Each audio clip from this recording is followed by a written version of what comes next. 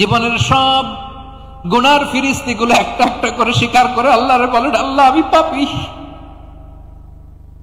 আল্লাহ আমার চেয়ে বড় পাপী এই দুনিয়াতে কেউ নাই, আকাশের নিচে জমিনের উপরে আমার চেয়ে বড় পাপী কেউ নাই। একটা একটা করে আল্লাহ স্বীকার করি আমি পাপী, সব পাপের স্বীকৃতি দিলাম। পৃথিবী না জানুক আমি তো জানি, আমি কি পাপ করেছি হায়, আমার পাপের করলে বিচার, বাঁচার আমার নাই উপায়। দয়াময় তুমি মাফ করো আমায়, মাফ করো আমায়। আল্লাহ তাআলা যদি দয়া করে আমাদেরকে মাফ না করে, আমাদের বাঁচার কোনো উপায় নাই। আপনি কি ভেবেছেন আপনার নামাজ দিয়ে আপনি জান্নাতে যাবেন? আপনি তাহাজ্জুদ গুজার, সেজদা দিতে দিতে কপালে দাগ ফেলেছেন, এটা আপনারা জান্নাতে নেবে না? আপনি এলাকার সবচেয়ে বড় হাতেম তাই দানশীল, এই দানের ভরসায় বসে আছেন, কশিন কালোটা। আমাদের নামাজ, আমাদের রোজা, আমাদের ইবাদত, এগুলোকে মিজানের পাল্লায় উঠালে কোনো ওজনই হবে না। তবে আমাদের একটা কৌশল জানা আছে, আমরা আল্লাহর রহমতের ভিখারি। আমরা সেদিন আগেই গুনার স্বীকৃতি দিয়ে দেব। আমরা বলবো, আল্লাহ তুমি প্রশ্ন করার আগে তোমার একটা কথা বলি, আমারে কিছু জিজ্ঞেস করো না, আমি সব করেছি। এমন কোন পাপ নাই যে পাপ আমারে দিয়ে হয় নাই। তোমার রহমত দিয়ে তুমি জান্নাতে পাঠাবা, তোমার দয়ায় জান্নাতে যেতে চাই, আমল দিয়ে না। পারবেন বলতে? কিয়ামতের দিন আমরা বলবো, আল্লাহ আমার আমল দিয়ে জান্নাত চাই না, আমি তোমার দয়া দিয়ে জান্নাত চাই। তোমার দয়া ছাড়া আমার কোনো উপায় নাই। কারণ আল্লাহ যদি বিচার করে, বাঁচার কারো উপায় নাই। আল্লাহ যদি বলে ফেলেন তুই এটা করলি কেন, ওখানে গেলি কেন, কোরআনে 1000 বার নিষেধ করলাম তারপরেও এই পাপে জড়ালি কেন, এরকম প্রশ্ন ছুড়ে দিলে আমার উত্তর আছে? বাঁচার কোনো উপায় আছে? প্রিয় পটুয়াখালীবাসী, আপনারা কেমন আছেন সবাই? আমি তো দেখলাম যে গতকালই এসে আপনারা বসেছিলেন, কষ্ট হয় নাই? সারাদিন খাওয়া দাওয়া করতে পেরেছিলেন তো? নামাজগুলো সময় মতো পড়তে পেরেছেন? মাশাআল্লাহ, মাশাআল্লাহ। আল্লাহ তাআলা কবুল করুক, আমরা পড়ি আমিন। খুব চমৎকার একটি শহর, অসাধারণ একটি গড়ি। আমি উপর থেকে দেখছিলাম, খুব গোছানো, খুবই গোছানো সুন্দর একটি শহর, আলহামদুলিল্লাহ। আর পাশেই আছে আপনাদের বিশাল সমুদ্র সৈকত, যেখান থেকে সূর্যোদয় সূর্যাস্ত একসাথে দেখা যায়, ঠিক কিনা বলেন? বরিশাল বিভাগের প্রতি আগে থেকেই আমার আলাদা একটা টান, দুটো কারণে।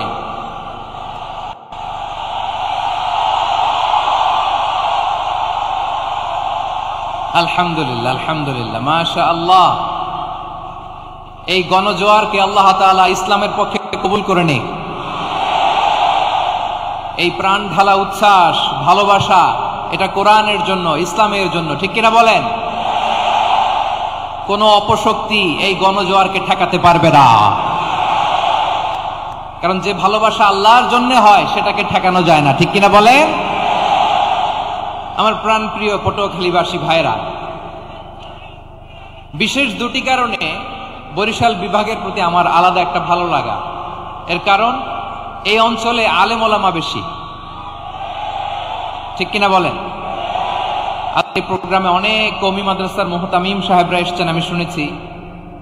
আলিয়া মাদ্রাসার প্রিন্সিপাল হুজুররা এসেছেন, খতিব সাহেবরা এসেছেন, ইমাম সাহেবরা এসেছেন, মুয়াজ্জিন সাহেবরা এসেছেন। এই বিভাগে আলেম ওলামা বেশি। তার প্রমাণ, এখানে এই বরিশালের ভেতরে আছে সারসিনা দরবার, ঠিক কিনা বলেন? অনেক হাক্কানি একটা দরবার। সারসিনার মরহুম পীর সাহেব হুজুরের খেদমত করেছি আমি অনেকবার, সুযোগ হয়েছিল আমার ছাত্র জামানায়। তো ওনাদের মাদ্রাসা কেন্দ্রিক অনেক খেদমত, আলহামদুলিল্লাহ। তারপর এই বিভাগে রয়েছে চরমোনাই দরবার, ঠিক কিনা বলেন? ওনাদেরও বিশাল মাদ্রাসা, ধর্মীয় অঙ্গনে, মাদ্রাসা অঙ্গনে, রাজনৈতিক অঙ্গনে ওনাদের অনেক খেদমত। তারপরে এখানে আছে ঝালকাঠি এনএস কামিল মাদ্রাসা। আমরা কায়েসা হুজুরের কথা শুনেছি, আল ইত্তেহাদ মা আল ইখতিলাফ, মতবিরোধের সাথে ঐক্য, অসাধারণ কথা। তো এই সমস্ত বড় বড় আল্লাহওয়ালাদের আগমন এই ভূখণ্ডে হওয়ার কারণে এখানে ধর্মীয় বিশৃঙ্খলা, মারামারি কম, আছে ঐক্য। ঠিক কিনা বলেন? বরিশাল বিভাগের প্রতি আমার বিশেষ ভালোবাসার এটা একটা কারণ। 2 নম্বর কারণ হচ্ছে, আমি ঢাকাতে যে মাদ্রাসায় পড়েছি, দারুন নাজাত সিদ্দিকিয়া কামিল মাদ্রাসা, আমার মাদ্রাসার শিক্ষক মন্ডলীর অধিকাংশ হচ্ছে এই বরিশালের। আলহামদুলিল্লাহ। আমাদের শ্রদ্ধেয় প্রিন্সিপাল হুজুর আখম আবু বকর সিদ্দিক হাফিজাহুল্লাহ ওয়া রাআহ, উনি এলাকা সহ পুরো দারুন নাজাত মাদ্রাসার অধিকাংশ আসাতাজা ইকরাম এই ভূখণ্ডের, এই অঞ্চলের হওয়ার কারণে ছোটবেলা থেকেই বরিশালের প্রতি আমার একটি ভালোবাসা। তো আমি অন্তরের অন্তঃস্থল থেকে আবারও শুভেচ্ছা জানাতে চাই। আমি আমাদের অনেক ভাইদেরকে দেখতে পাচ্ছি, আপনারা বসার জায়গা পাননি, দাঁড়িয়ে আছেন এবং খুবই নিশ্চুপ, শান্ত, সুশৃঙ্খল। The people of Barishal, they are very smart, আলহামদুলিল্লাহ, মাশাআল্লাহ। এবং শ্রোতা যাদেরকে দেখতে পাচ্ছি, বেশিরভাগের বয়স 15 থেকে 25। জেনজি, যেখানেই যাই জেনজি আমারে ছাড়ে না, মাশাআল্লাহ। এরাই আগামীর বাংলাদেশ, এরাই বাংলাদেশ। এদের হাতে নিরাপদ আমার লাল সবুজের পতাকা, এদের হাতে নিরাপদ 56,000 বর্গ মাইলের প্রতিটি ইঞ্চি মাটি। এজন্য তোমাদেরকে সাবধান থাকতে হবে। আমরা যে জীবনে বিপদে পড়ি, আমরা বিপদে পড়লে আমাদেরকে উদ্ধার করে কে? আল্লাহ ছাড়া আমাদের বাঁচানোর কেউ আছে? উদ্ধার করার কেউ আছে? রক্ষা করার কেউ আছে? এজন্য বিপদে পড়লে আমরা চাইবো কার কাছে? আমাদের যাই দরকার হোক আমরা ফরিয়াদ করব কার কাছে? নাকি মাজারে যেয়ে চাবেন? মাজারে যেয়ে চাবেন? অনেকে তো মাজারে যেয়ে কপাল ঘষে, আছে না নাই? মাজারে যেয়ে সন্তান চায়, আছে? এই এলাকা নেই, এলাকার লোকদের আকীদা খালেস আমি জানি। মাজারে যেয়ে কপাল ঘষে আর সন্তান চায়। আচ্ছা, মাজারে গেলে সন্তান পাওয়া যায়? আচ্ছা, মাজারে না গেলে যদি বাচ্চা না হতো, গরু ছাগলের যে বাচ্চা হয় ওরা কোন মাজারে মানত করে বলেন? কথা কি বুঝতেছেন?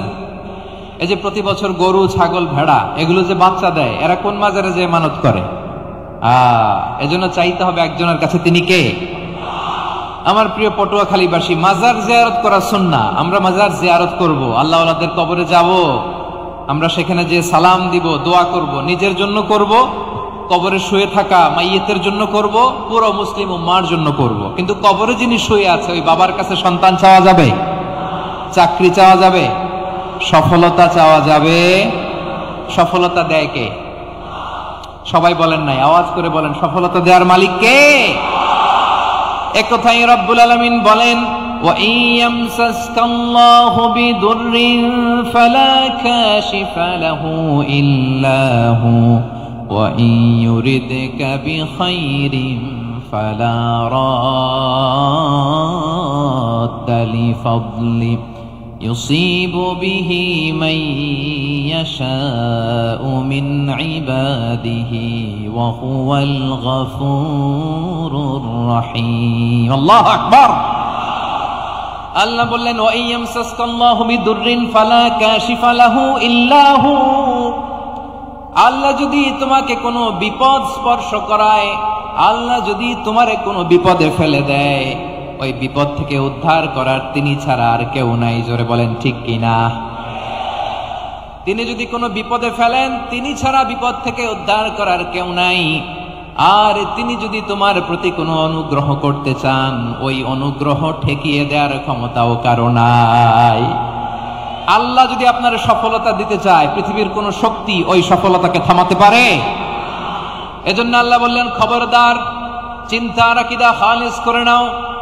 ওয়া ইয়ামসাসকাল্লাহু বিদুররিন ফালা কাশিফা লাহু ইল্লা হু। আল্লাহ বিপদে ফেললে বিপদ থেকে উদ্ধার করার কেউ থাকে না। আর আল্লাহ যদি তোমার প্রতি দয়া দেখাতে চান, অনুগ্রহ করতে চান, ওই অনুগ্রহকে প্রতিরোধ করার মতো ক্ষমতা কারো নাই। তিনি তার বান্দাদের মধ্য থেকে যাকে ইচ্ছা তাকে দেন, যত ইচ্ছা তত দেন। তিনি ক্ষমাশীল, তিনি মেহেরবান। সুবহানাল্লাহ। তিনি ক্ষমাশীল, তিনি মেহেরবান। তাহলে এই আয়াত থেকে আমরা বুঝতে পারলাম, আমরা যদি বিপদে পড়ি আমাদেরকে কেউ বাঁচাতে পারে না। আমার বাবা আমারে বাঁচাতে পারে? হ্যাঁ? আমার মা আমাকে বাঁচাতে পারে? আমার বন্ধু আমারে বাঁচাতে পারে? আমার দলের কর্মী আমাকে বাঁচাতে পারে? আমার পীর সাহেব আমারে বাঁচাতে পারে? আমার পটুয়াখালীর ভাইয়েরা খেয়াল রাখবেন, বাঁচাতে পারে এক মহান সত্তা, উদ্ধার করতে পারে এক মহান সত্তা। চিৎকার করে বলুন, তিনি কে? আবার আল্লাহ বললেন, আম্মাই ইউজিবুল মুযতাররা ইযা দাআহু ওয়া ইয়াকশিফুস সুআ ওয়া ইয়াজআলুকুম খুলাফাআল আরদ আইলাহুম মা'আল্লাহ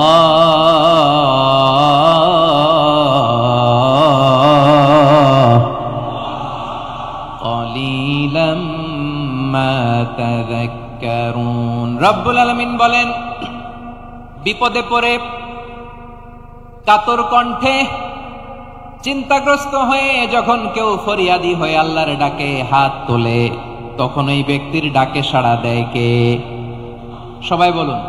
কাতর কণ্ঠে বিপন্ন অবস্থায় আপনি যখন কেঁদে কেঁদে হাত তুলে আপনার দুঃখের কথা জানান, আপনি যখন ডাকেন তারে, তখন আপনার ডাকে সাড়া দেয় কে? আল্লাহ বলে, আমি সাড়া দেই। তোমাদের বিপদকে মুক্ত করে দেয় কে? ওই আল্লাহর সাথে কোন উপাস্য আছে নাকি? কিন্তু খুব অল্প সংখ্যক লোকই তোমরা উপদেশ গ্রহণ করো। কথাটা কার? তাহলে বিপন্ন মানবতা যখন কাঁদে, মানুষ যখন বিপদে পড়ে নিরুপায় হয়ে ফরিয়াদ করে, তার ডাক শোনার কেউ নাই একজন ছাড়া। চিল্লায় বলেন তো, তিনি কে? এজন্য আমরা ফরিয়াদের হাত কার দিকে তুলব? প্রিয় পটুয়াখালী বলেন, ফরিয়াদের দুটো হাত আমরা কার দিকে তুলব? এবং খেয়াল রাখতে হবে, মাথার সাথে সেট করে নিতে হবে, আল্লাহ ছাড়া আমাকে উদ্ধার করার কেউ নাই। এই পৃথিবীতে কেউ আপন না। প্রিয় ভাইরা, বিপদে পড়লে বোঝা যায় কেউ আপন না। আপন শুধু একজন মহান সত্তা। তিনি কে? এটা কি আপনারা খেয়াল রাখতে পারবেন? হ্যাঁ, বিপদে আপদে কেউ আমাদের বাঁচাতে পারে না, তরাতে পারে না, মুক্তি দিতে পারে না, উদ্ধার করতে পারে না, একমাত্র আমার প্রভু ছাড়া, আল্লাহ ছাড়া। চিল্লায় বলেন ঠিক কিনা? এবং প্রিয় পটুয়াখালীর ভাইয়েরা, মাথার সাথে এটা সেট করে নিতে হবে যে আমাদের পুরো জীবনটাই পরীক্ষা। পুরো জীবনটাই কি? The life is a test. পুরো জীবনটাই পরীক্ষা। এই জীবনে বিপদ আসবে, আপদ আসবে, পরীক্ষা আসবে। সবার জীবনে এটা থাকে। এক একজনের পরীক্ষা এক এক রকম। আমার পরীক্ষা একরকম, মাসুদ ভাইয়ের পরীক্ষা একরকম।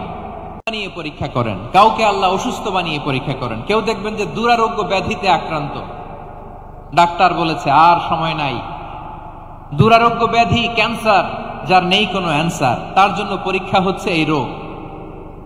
আরেক লোক দেখবেন তার আবার রোগ বালাই নাই, মাশাআল্লাহ, তাকে আল্লাহ তাআলা আর্থিক দৈন্যতা, দারিদ্রতা দিয়ে পরীক্ষা করছেন। এরকম আছে না নাই? টাকা পয়সা নাই, দিন আনে দিন খায়, যা আছে তাতে চলে না, এটা তার জন্য পরীক্ষা। আবার আরেক শ্রেণীর লোক দেখবেন তাকে আল্লাহ অসুস্থতাও দেয় নাই, দারিদ্রতাও দেয় নাই, তার দাম্পত্য জীবনের সমস্যা। আছে না নাই? স্ত্রী কথা শোনে না, অথবা ছেলে মেয়ে কথা শোনে না। তাহলে পরীক্ষা সবার জীবনে আছে, এক একজনের পরীক্ষাটা এক এক রকম। আল্লাহ তাআলা দেখতে চায় যে এই পরীক্ষার সময় আমরা কিরকম রেসপন্স করি। How to deal with the test, কিভাবে এই বিপদ আপদ পরীক্ষাগুলোকে আমরা হ্যান্ডেল করব, ডিল করব, এটা হচ্ছে আজকের আলোচনার বিষয়। বুঝতে পেরেছেন সবাই আমার প্রিয় ভাইরা? তাহলে পরীক্ষাময় আমাদের জীবন, বিপদ আপদ পরীক্ষা, এটা মানুষের পিছু ছাড়ে না। সবার জীবনে পরীক্ষা আছে। নবীদের জীবনেও পরীক্ষা ছিল। সাহাবারা জিজ্ঞেস করেছেন, ইয়া রাসূলুল্লাহ, আইয়ুন নাসি আশাদ্দু বালাআন ফিদ দুনিয়া, এই দুনিয়ার বুকে কাদের পরীক্ষা সবচেয়ে বেশি? বিশ্বনবী বলেছেন, আল আম্বিয়া। এই পৃথিবীতে সবচেয়ে বেশি পরীক্ষা আল্লাহ তাআলা নিয়ে থাকেন নবীদের। কাদের? নবীদের।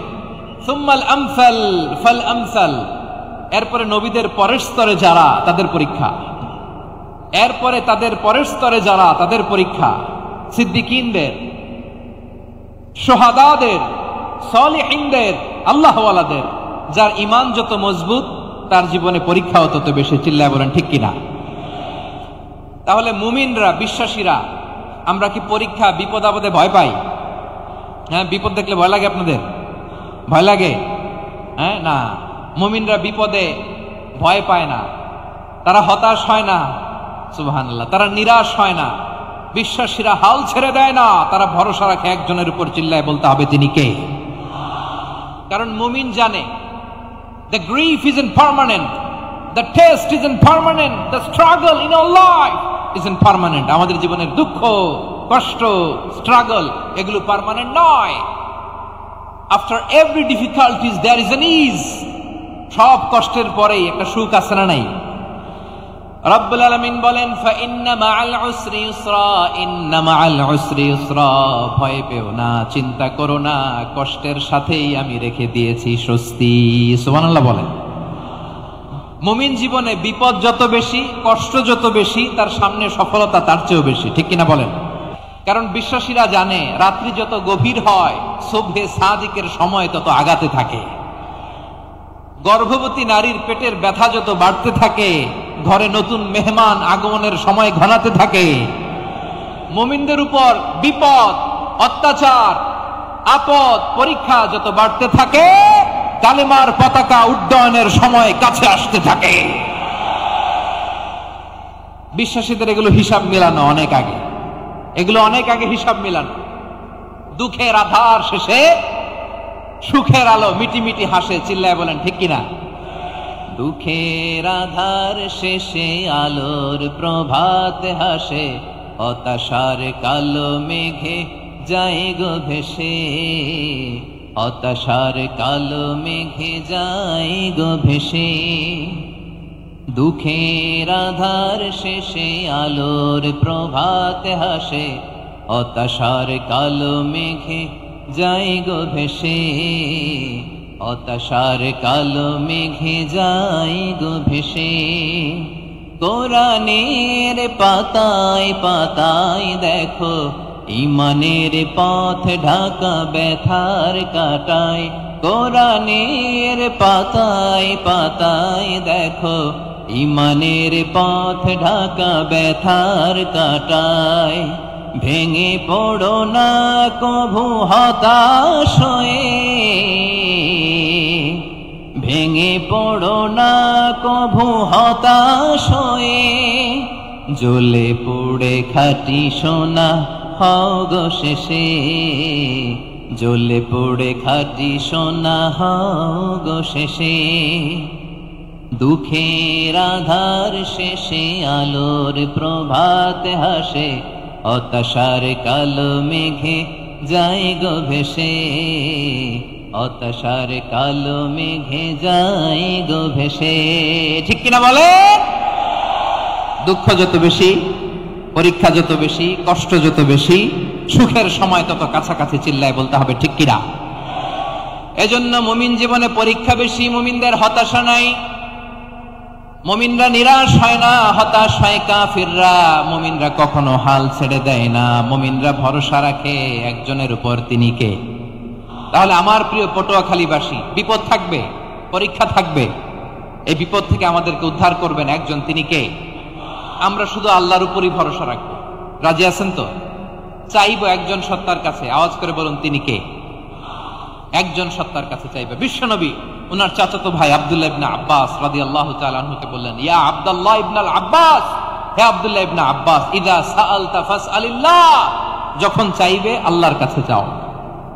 ও আব্দুল্লাহ, যখন চাইবা আল্লাহর কাছে চাও। ওয়া ইযা ইসতাআনতা ফাসতাইন বিল্লাহ, যখন সাহায্য চাইবা আল্লাহর কাছে ফরিয়াদ করো। জেনে রেখো ও আব্দুল্লাহ, ওয়া'লাম আন্নাল উম্মাতা লাউ ইজতামাআত আলা আন ইয়ানফাউকা বিশাইইন লাম ইয়ানফাউকা ইল্লা বিশাইইন ক্বাদ কাতাবাহু আল্লাহু লাক। ও আব্দুল্লাহ, জেনে রেখো, মনে রেখো, গোটা বিশ্বের সবাই মিলে যদি তোমার উপকার করতে চায় ততটুকুই তারা করতে পারবে যতটুকু আল্লাহ তোমার নসিবে সেটা লিখে রেখেছে। ঠিক কিনা বলেন?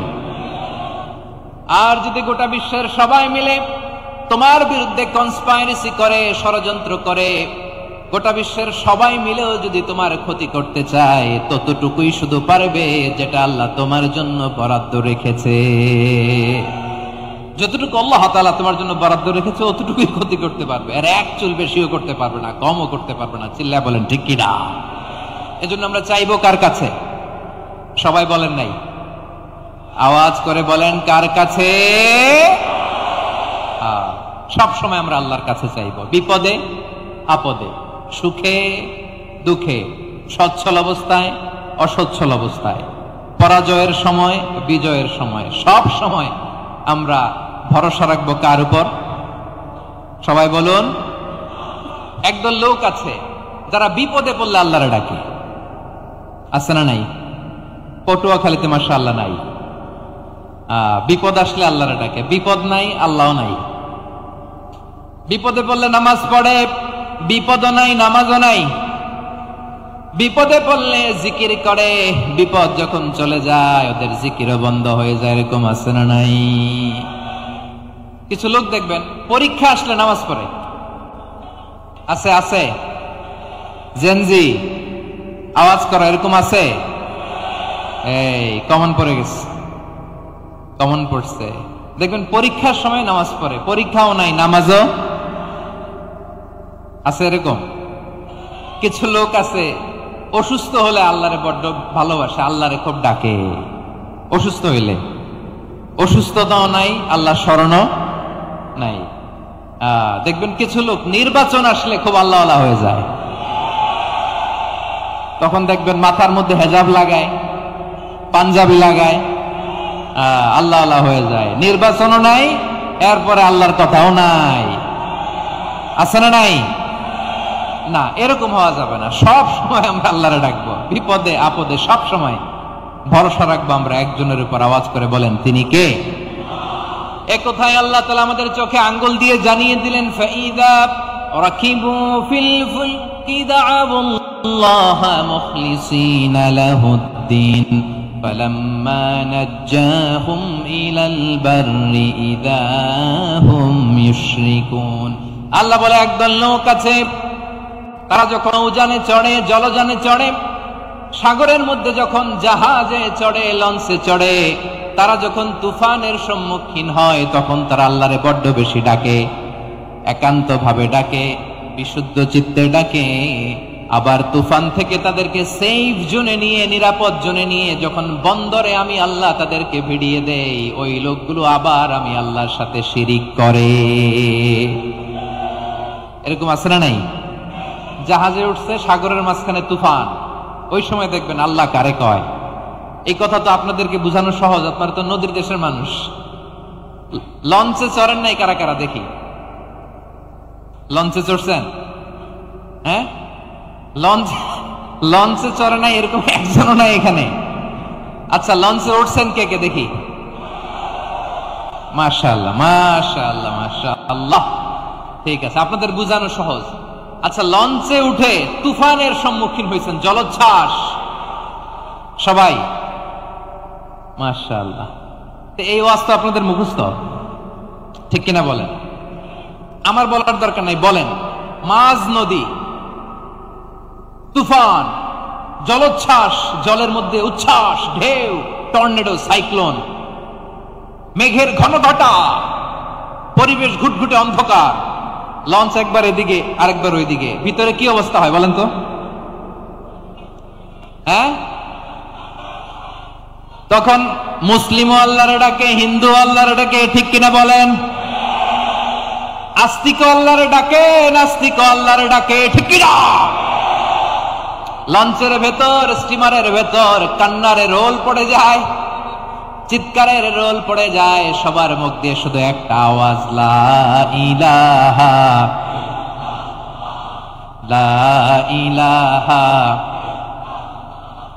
লা ইলাহা সুবহানাল্লাহ আলহামদুলিল্লাহ লা ইলাহা।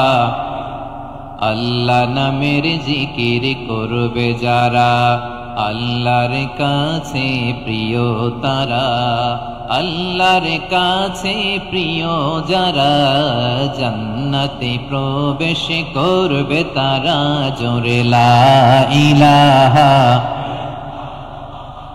লা ইলাহা ইল্লাল্লাহ, লা ইলাহা ইল্লাল্লাহ মুহাম্মাদুর রাসূলুল্লাহ সাল্লাল্লাহু আলাইহি ওয়াসাল্লাম।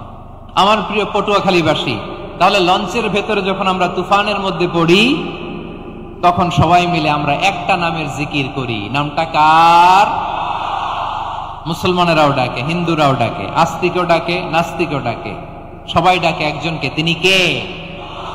আবার দেখবেন ওই আল্লাহ তুফানের পরে, ঝড়ের পরে ওই লঞ্চটাকে যখন সদর ঘাটে ফিরিয়ে দেয়, আবার আমরা নাফরমানি শুরু করে দেই।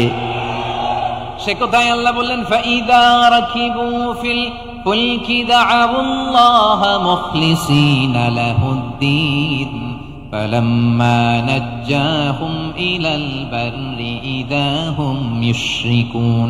সাগরে যখন তুফানে পড়ে আমি আল্লাহরে ডাকে, আবার আমি আল্লাহ যখন বাঁচিয়ে দেই, আবার আমি আল্লাহর সাথে শিরিক শুরু করে। আমরা কি এরকম হতে চাই নাকি? এরকম করবেন? হ্যাঁ না, আমরা তুফানে পড়লেও আল্লাহরে ডাকি, আবার বাঁচায় দেওয়ার পরেও ডাকি কারে? আল্লাহকেই ডাকি। বিমানের মধ্যে মাঝে মাঝে দেখবেন যে এয়ার টার্বুলেন্স হয়, জানেন? এয়ার টার্বুলেন্স জানেন তো? মাঝে মাঝে বিমানটা বাউন্সিং করে, বাম্পি, ভেরি বাম্পি ওয়েদার। শুনেন নাই? 40,000 ফিট উপরে যখন থাকে তখন পাইলট মাঝে মাঝে বলে, dear passengers, ladies and gentleman, right now we are flying 40,000 feet above the ground and we are passing very air turbulence, very heavy air turbulence right now. Please fasten your seat belt. দেখবেন মাঝে মাঝে বলে যে ভদ্র মহিলা, ভদ্র মহোদয়গণ, আমরা 40,000 ফিট উপর দিয়ে যাচ্ছি আর এয়ার টার্বুলেন্স ফেস করছি, মেহেরবানি করে আল্লাহর রাস্তে সিট বেল্ট বাঁধুন। তখন বিমানটা এরকম বাউন্সিং করে, শেকিং করে। আপনারা মুখোমুখি হয়েছেন? ইদানিং এই এয়ার টার্বুলেন্স বেড়ে গিয়েছে। গত বছর আমার ইন্টারন্যাশনাল অনেকগুলো ফ্লাইট ছিল, তা আমি দেখলাম যে আগের ফ্লাইটগুলোর তুলনায় এখন এয়ার টার্বুলেন্স খুব বেশি। আমি একটু রিসার্চ করে দেখলাম ক্লাইমেট চেঞ্জের কারণে, জলবায়ু পরিবর্তনের কারণে আকাশের বাতাসের মুভমেন্টে পরিবর্তন হয়েছে, ফলে এখন বিমান শেকিং করতে বেশি, বাউন্সিং, বাম্পি ওয়েদার। তো বলেন তো 40,000 ফিট উপরে যখন আপনি, কয় হাজার ফিট? সবাই বলুন কয় হাজার ফিট? 40,000 ফিট উপরে যখন আপনি, তখন যখন বিমানটা এরকম বাউন্সিং করে, সবাই যখন ভমিটিং করে বিমান নষ্ট করে দেয়, বমি করে, তখন বাঁচানোর কে আছে আল্লাহ ছাড়া? কেউ আছে? ওই মুহূর্তেও সবাই মিলে একজনের ডাকে আওয়াজ করে বলেন তিনি কে? মাঝে মাঝে কিছু সোশ্যাল মিডিয়ায় কিছু ভিডিও পাওয়া যায় যে হেভি যখন এয়ার টার্বুলেন্স হয়, 10 সেকেন্ড 15 সেকেন্ডের কিছু ভিডিও পাওয়া যায়, বিমানটা এরকম বাউন্সিং করছে, বাম্পি ওয়েদার, কাঁপছে, মানুষগুলো বমি করছে, অক্সিজেন মাস্কগুলো সব ঝুলে পড়েছে, বিমানটা শুধু কাঁপছে। তখন দেখবেন বিমানের ভেতরেও এরকম লঞ্চের মতো চিৎকার আছে না নাই? বিমানের ভেতরেও তখন চিৎকার। গত বছর হিথ্রো এয়ারপোর্ট থেকে সিঙ্গাপুর এয়ারলাইন্সের একটা ফ্লাইট, হিথ্রো টু চাঙ্গি, একটা ফ্লাইটে এমন বেশি এয়ার টার্বুলেন্সের শিকার হয়েছিল ওই এয়ারক্রাফটটা, 33 জন যাত্রী সেখানে আহত হয়েছে, একজন যাত্রী নিহত হয়েছে। কেবিন ক্রুজ, এয়ার হোস্টেস যারা আছে, একজনের নাক ফেটে, চোখ ফেটে, কপাল ফেটে, ব্লিডিং হয়ে শয়লা। প্রিয় ভাইয়েরা, 40,000 ফিট উপরে বিমানটা যখন কাঁপবে, তখন আমাদেরকে আল্লাহ ছাড়া আর কেউ বাঁচানোর আছে? এত আসতে বললে হবে? ওই কঠিন মুহূর্তে আমার বাবা আমারে বাঁচাতে পারে, আমার বন্ধু আমারে বাঁচাতে পারে। এই গ্রাউন্ডে, জমিনের বুকে আমার প্রোটোকল, আমার ক্ষমতা, আমার দাম্ভিকতা কোনো কিছু আমারে বাঁচাতে পারে? একজন ছাড়া, চিল্লায় বলতে হবে তিনি কে? সে আল্লাহ বললেন, গোলাম আমি বিপদের সময় ঠিকই তোমাদের বাঁচিয়ে দেই। ওই বিমানের ভেতরে 40,000 ফিট উপরে যখন তোমরা এয়ার টার্বুলেন্সের শিকার হও, তখন নাস্তিকও আল্লাহরে ডাকে, হিন্দু আল্লাহরে ডাকে। জোরে বলেন ঠিক কিনা? আবার বিমানটা যখন শান্ত হয়ে যায় একটু পরেই বিমানের স্ক্রিনের মধ্যে হিন্দি সিনেমা খোঁজে। বিমানের স্ক্রিনে কিন্তু বিশাল ওখানে আফলাম ফিল্মের একেবারে বোঝাই করা। বিমানটা শান্ত হলে আবার হিন্দি সিনেমা দেখা শুরু করে। একটু আগে ডাকছিল কারে কারে? দেখবেন বাংলাদেশে আমাদের ক্রিকেটাররা যখন অন্য কোনো দেশের সাথে খেলে অনেক সময় এমন হয় বল বাকি একটা, রান দরকার 6টা। বল বাকি কয়টা? পটুয়াখালী বুঝে নাই বোধহয়। বল বাকি কয়টা, রান দরকার। আপনি দেখবেন ক্যামেরাম্যান তখন গ্যালারিতে খালি দেখায় দর্শকদের যে কি অস্থিরতা। হিপ হপ স্টাইলের মেয়েটা, যে মেয়েটার ওড়না এতক্ষণ ছিল গলায়, এতক্ষণ কই ছিল, ওই মেয়েটা দেখবেন ওড়নাটা টেনে মাথায় দিয়ে এরকম মুনাজাত ধরতেছে, আল্লাহ আল্লাহ, একটা ছক্কা, আল্লাহ আল্লাহ, আমার লাল সবুজের পতাকারে তুমি অপমানিত কইরো না আল্লাহ, ইন্ডিয়ার সাথে আমাদের খেলা আল্লাহ আল্লাহ, একটা ছক্কা, একটা একটা। পুরো পুরো খেলা জুড়ে এই মেয়ের ওড়না ছিল গলায়, কিন্তু যখন এক বলে 6 রান দরকার ওড়না চলে আসছে কোথায়? মাথায়। আবার মুনাজাত আছে না নাই? ঠিকই বাংলাদেশের দামাল ছেলে এমন এক শট মারলো, বল চলে গেল স্টেডিয়ামের বাইরে, ছক্কা, জিতে গেলাম আমরা। পুরো স্টেডিয়াম জুড়ে চিৎকার, হই হুল্লোড়, মৌজ মাস্তি। যেই মেয়েটা মাথার মধ্যে ওড়না দিয়ে এতক্ষণ সুবহানাল্লাহ সুবহানাল্লাহ বলে আল্লাহর কাছে দোয়া করেছে, ওই মেয়ে এখন আবার ওড়না ফেলে দিয়ে নাচা শুরু করে দিয়েছে। তাহলে আল্লাহর ভয়, আল্লাহর প্রতি আস্থা, বিশ্বাস, ভালোবাসা, এটা কি ক্ষণিকের জন্য? মানে আমার যখন লাগবে তখন আল্লাহর ইউজ করবো নাকি?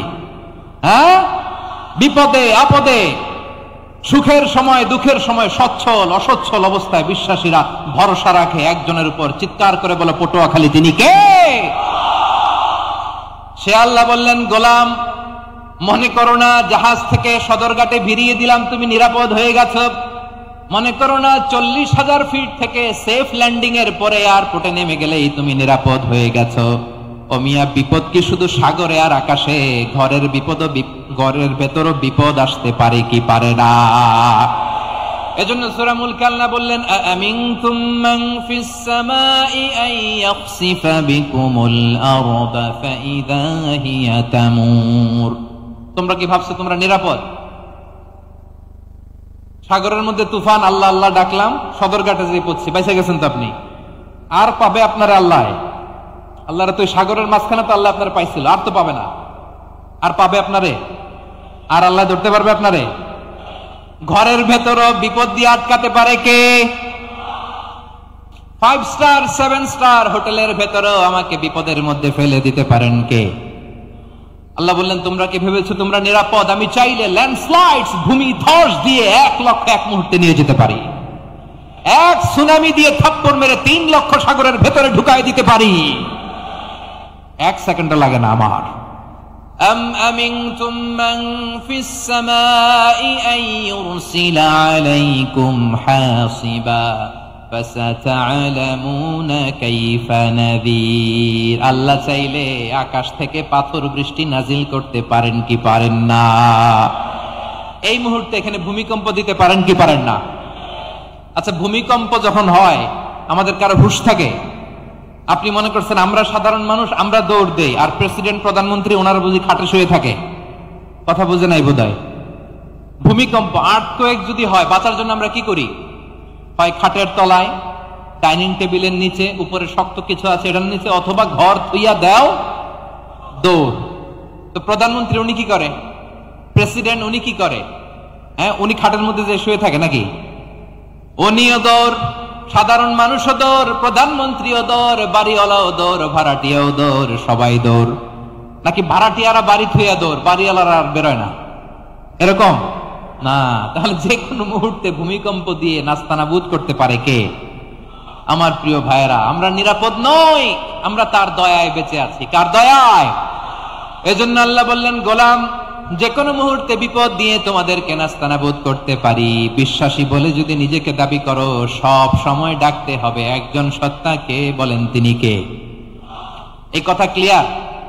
এই সবগুলো উদাহরণ শেষে সবার কাছে ক্লিয়ার হয়েছে না যে বিপদ থেকে, আপদ থেকে, পরীক্ষা থেকে, ক্যালামিটি থেকে আমাদেরকে কেউ বাঁচাতে পারে না একজন সত্তা ছাড়া। আবারও বলেন তো তিনি কে? ক্লিয়ার? হ্যাঁ, সবাই বুঝতে পারছেন? আচ্ছা, এবার আমরা দেখি বিষ্ণু ইসা ইসলামের জীবনে বিপদ আপদ ছিল কিনা। উনি বিপদ আসলে কিভাবে ডিল করতেন, বিপদ আসলে কোন দোয়া পড়তে হয়, কিভাবে ফরিয়াদের হাত উত্তোলন করতে হয়, কিভাবে রবের দরবারে নতজানু হয়ে ফরিয়াদ করতে হয়, এটা জানার দরকার আছে না নাই? আসুন আমরা বিষ্ণুনবীর জীবনী থেকে দেখি বিপদ আসলে উনি কি করতেন। বিপদ আসলেই প্রথমে বিষ্ণুনবী সাল্লাল্লাহু আলাইহি ওয়াসাল্লাম একটা দোয়া পড়তেন। কি পড়তেন? তিনি পড়তেন ইন্না লিল্লাহি ওয়া ইন্না ইলাইহি রাজিউন। নিশ্চয় আমরা আল্লাহর জন্য, নিশ্চয় আমরা কার দিকে ফিরবো ভাই?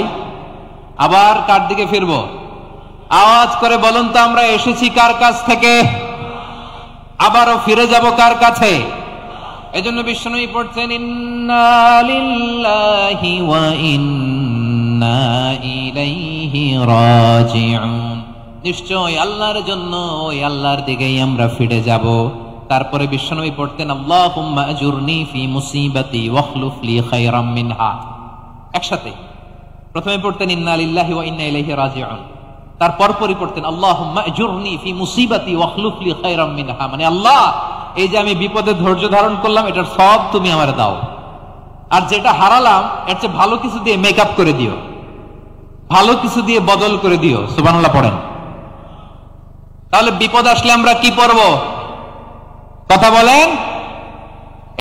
এই যে আমি শুয়েছিলাম, নাশিদ গাচ্ছিল ওরা, এদেশে পরস্পরে দেখা হলে দেয় সালাম, এদেশে আমজনতার হৃদয় জুড়ে পাক কালাম, এদেশে বিপদ এলে সর্বজনে সর্বক্ষণে দোয়া পড়ে ইন্না লিল্লাহ। কি পড়ে?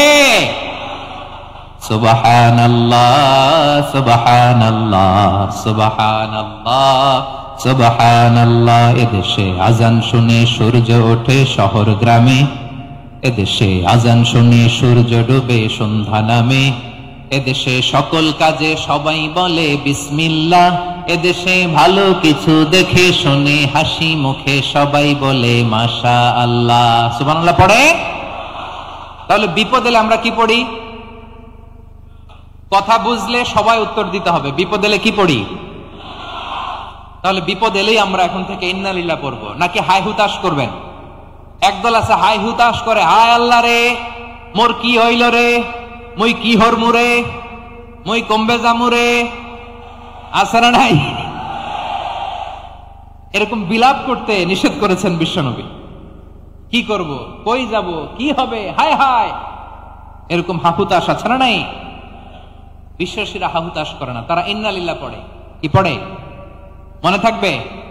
আমরা পড়বো ইন্না লিল্লাহি ওয়া ইন্না ইলাইহি রাজিউন। নিশ্চয় আমরা আল্লাহর জন্য, আমরা আল্লাহর দিকেই ফিরে যাব। এরপর পড়বো আল্লাহুম্মা আজুরনি ফি মুসিবাতি ওয়াখলুফ লি খায়রাম মিনহা। আল্লাহ, আমি যে বিপদে ধৈর্য ধারণ করলাম এটার সওয়াব দিও, আর যা হারালাম তার চেয়ে ভালো কিছু দিয়ে বদল করে দিও। সুবহানাল্লাহ পড়েন। বিশ্বনবীর হাদিস শুনলেন উম্মে সালামা রাদিয়াল্লাহু তাআলা আনহা। ওনার স্বামী হলো আবু সালামা। মজার ঘটনা খেয়াল করে শুনেন আমার প্রিয় কলিজার টুকরা ভাইয়েরা। কানগুলো খরগোশের কানের মতো খাড়া করে আমার দিকে তাকান। সাইয়্যিদাতুনা উম্মে সালামা রাদিয়াল্লাহু তাআলা আনহা, ওনার স্বামীর নাম আবু সালামা। শ্রেষ্ঠ দম্পতি, শ্রেষ্ঠ ফ্যামিলি। প্রথমে হিজরত করেছিলেন হাবাসায়, পরে হিজরত করেছেন মদিনায়। উহুদ যুদ্ধের পরে ওনার স্বামী আবু সালামা ইন্তেকাল করলো, শহীদ হলো। সুবহানাল্লাহ পড়েন। যখন আবু সালামা ইন্তেকাল করলো, উম্মে সালামা রাদিয়াল্লাহু তাআলা আনহা কেঁদে কেঁদে হয়রান। আর নবীর শিখানো বাণী অনুযায়ী তিনি বারবার পড়ছিলেন ইন্না লিল্লাহ। কি পড়ছিলেন? মুই কই যামু, কি হরমু, এগুলো বলে নাই। কি বলছে? ইন্না লিল্লাহ। যেহেতু বিশ্বনবী বলেছেন কেউ যদি বিপদের প্রথম ধাক্কায় পড়ে ইন্না লিল্লাহি ওয়া ইন্না ইলাইহি রাজিউন, আল্লাহুম্মা আজুরনি ফি মুসিবাতি ওয়াখলুফ লি খায়রাম মিনহা, তাহলে এই বিপদে যে সে যা হারালো তার চেয়ে শ্রেষ্ঠ কিছু দিয়ে আল্লাহ তার বদল দিয়ে দিবে।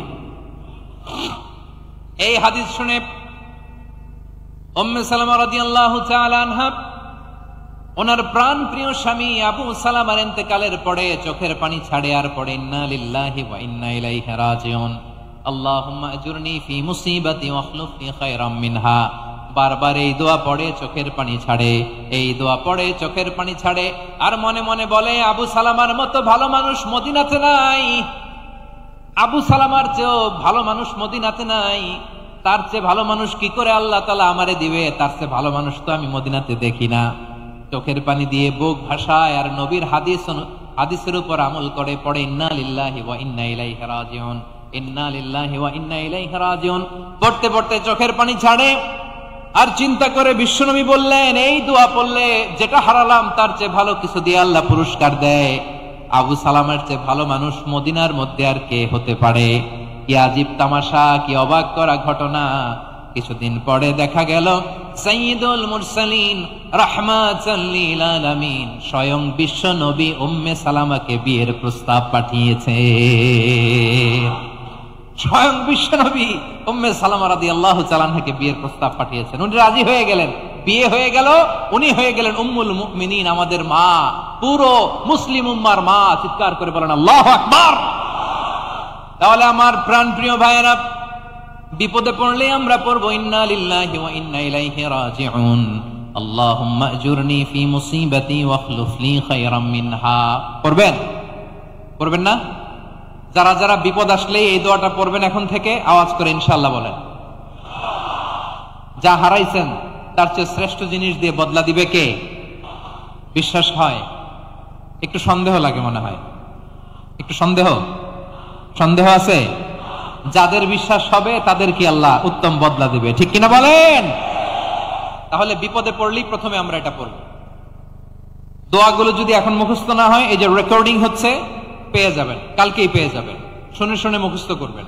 আমার মায়েরা, আমার বোনেরা, আপনাদের জন্য 3টি মাঠের অ্যারেঞ্জমেন্ট করা হয়েছে, আমি জানি।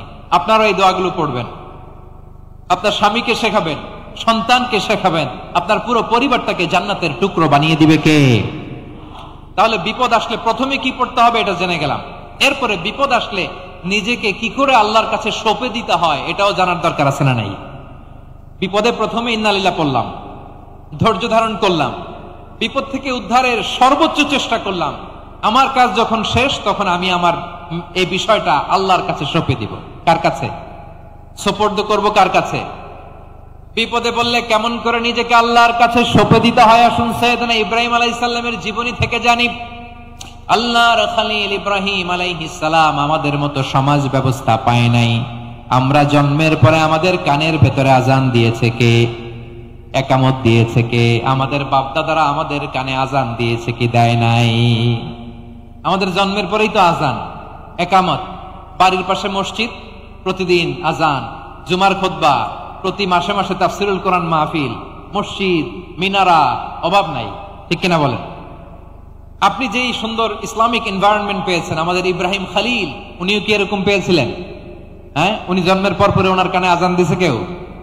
আমার প্রিয় ভাইরা, আগা গোড়া একটা শিরকি পরিবেশ উনি জন্মগ্রহণ করেছেন। উনি ছাড়া ওই তল্লাটে একজনও আল্লাহর উপর বিশ্বাসী নাই। কল্পনা করতে পারেন? গোটা তল্লাটে, গোটা দেশে বিশ্বাসী মুমিন, আল্লাহর উপর বিশ্বাস স্থাপনকারী কয়জন? সবাই বলেন কয়জন? বাকি সব মুশরিক। বাকি সব মুশরিক নিজের সাথে নিজে শক্ত বোঝাপড়া করে, অ্যানালজি করে, সেলফ কনভারসেশন করে উনি মহা সত্যের সন্ধান পেয়েছে। উনি আকাশের তারা দেখে ভাবে মনে হয় এটাই আমার খোদা, পরে দেখে তারা নাই, মনে মনে বলে না তাইলে এটা না। আবার চাঁদ দেখে বলে চাঁদটা বড় মায়া লাগে, মনে হয় এটাই আমার রব, পরে দেখে চাঁদও নাই, কয় না এটা না। এরপরে দ্বীপ প্রহরের জলজলে সূর্যটা খা খা করে গোটা পৃথিবীটারে রৌদ্র দিয়ে তাতিয়ে রাখে। তিনি ভাবলেন মনে হয় এটাই আমার রব, কারণ এটাই তো সবচেয়ে বড়। কিন্তু বিকেল বেলা ওই সূর্যটাও যখন চলে যায়, সাইয়েদনা ইব্রাহিম বলে না এটাও তো নাই, আমার খোদা যদি আমারে ছেড়ে চলে যায়, বিপদে পড়লে আমারে উদ্ধার করবে কে? এভাবে নিজের সাথে অ্যানালজি, সেলফ কনভারসেশন করতে করতে করতে তিনি মহা সত্যের সন্ধান পেয়েছেন। সুবহানাল্লাহ পড়েন। সব শেষে তিনি ডিসিশন নিয়ে ঘোষণা দিলেন, ইন্নী ওয়াজ্জাহতু ওয়াজহিয়া লিল্লাযী ফাতারাস সামাওয়াতি ওয়াল আরদা হানিফান ওয়া মা আনা মিনাল মুশরিকিন। নিশ্চয় আমি এমন সত্তার দিকে মনোনিবেশ করলাম মুখাপেক্ষী হলাম যিনি আকাশ বানিয়েছেন, জমিন বানিয়েছেন, আমি মুশরিক নই। সুবহানাল্লাহ। পারতেন, আপনি পারতেন? কেউ নাই, লক্ষ লক্ষ মুশরিক, আপনি একা। ওনার মতো এরকম বিচক্ষণতা দিয়ে আল্লাহরে খুঁজে পাইতে পারতেন আপনি? কি নবী ছিল, আল্লাহকে খুঁজে পেয়েছে। যখন আল্লাহর ইবাদত শুরু করলো, এই কথা ছড়ায় পড়লো চারদিকে। নমরুদ সাইয়েদনা ইব্রাহিমকে ডেকে পাঠালেন। নমরুদ বলে, ইব্রাহিম, তুমি নাকি মূর্তির পূজা না করে কোন নতুন রবের ইবাদত করো, কে তোমার রব? সাইয়েদনা ইব্রাহিম বললেন, রব্বি আল্লাযী ইউহয়ী ওয়া ইউমীত, আমি এমন রবের ইবাদত করি যিনি জীবন দেন, যিনি মৃত্যু দেন। নমরুদ বলে, তাই নাকি? তোমার রব জীবন দেয়, মৃত্যু দেয়, আর এটা তো আমি দেই। আমিও তো জীবন দেই, আমিও তো মৃত্যু দেই। সাইয়েদনা ইব্রাহিম বললেন, কেমন করে তুমি জীবন দাও, মৃত্যু দাও, একটু দেখাও তো।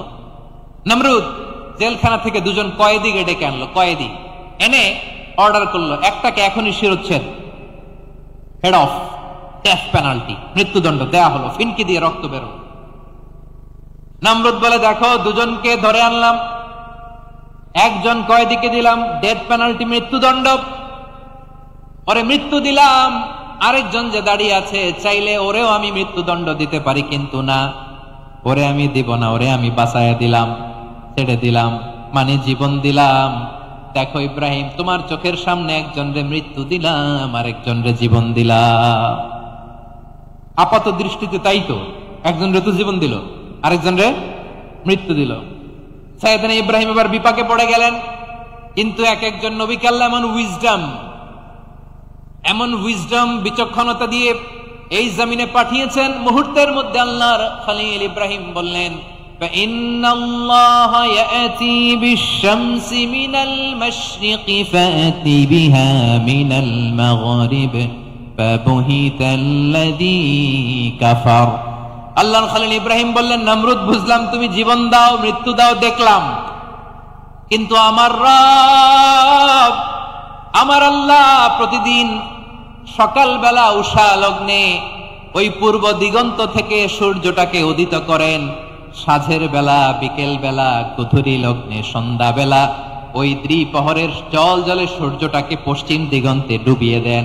মানে সকালবেলা পূর্ব দিক থেকে উদিত করা সূর্যটাকে পশ্চিম দিকে বিকেলে তিনি ডুবিয়ে দেন। তুমি যদি পারো ওই সূর্যটাকে পশ্চিম দিক থেকে উদিত করে পূর্ব দিকে ডুবিয়ে দাও। সুবহানাল্লাহ পড়বেন না? দেখেন, ইনস্ট্যান্ট ইন্টেলেক্ট, মুহূর্তে বিচক্ষণতা, উইজডম কাকে বলে? নমরুদ পারবে? নমরুদের বাপ পারবে? ওর দাদা, ওর 14 গোষ্ঠী, গোটা বিশ্বের সব ক্ষমতাধর রাষ্ট্রনায়করা একসাথে হলে পারবে? ফাবুহিতাল্লাযী কাফার পারে নাই, ব্যর্থ হয়েছে। এবার তেলে বেগুনে জ্বলে উঠেছে, রেগে মেগে আগুন বলে, ফালকুহু ফিল জাহিম। ওর সাথে তর্ক নাই, না পেরে এবার এটা আগুনে ফেলা। বিশাল বিশাল গাছ কেটে লাকড়ি এনে আগুনের কুণ্ডলি বানানো হলো, দাও দাও দাও দাও করে আগুন জ্বলে। আল্লাহর খলিল ইব্রাহিমকে আগুনে নিক্ষেপ করা হবে। আল্লাহর খলিল সাইয়েদনা ইব্রাহিমের হাতের মধ্যে রশি দিয়ে টাইট করে বাঁধা হলো, পায়ের মধ্যেও টাইট করে রশি দিয়ে বাঁধা হলো। আল্লাহর খলিল ইব্রাহিমকে আগুনের কুণ্ডলির মধ্যে ফেলা হবে। ওমিয়া, আপনি যে বিপদের কারণে ভয় পান, হতাশ হন, এটা কোনো বিপদ ওনার বিপদের সামনে?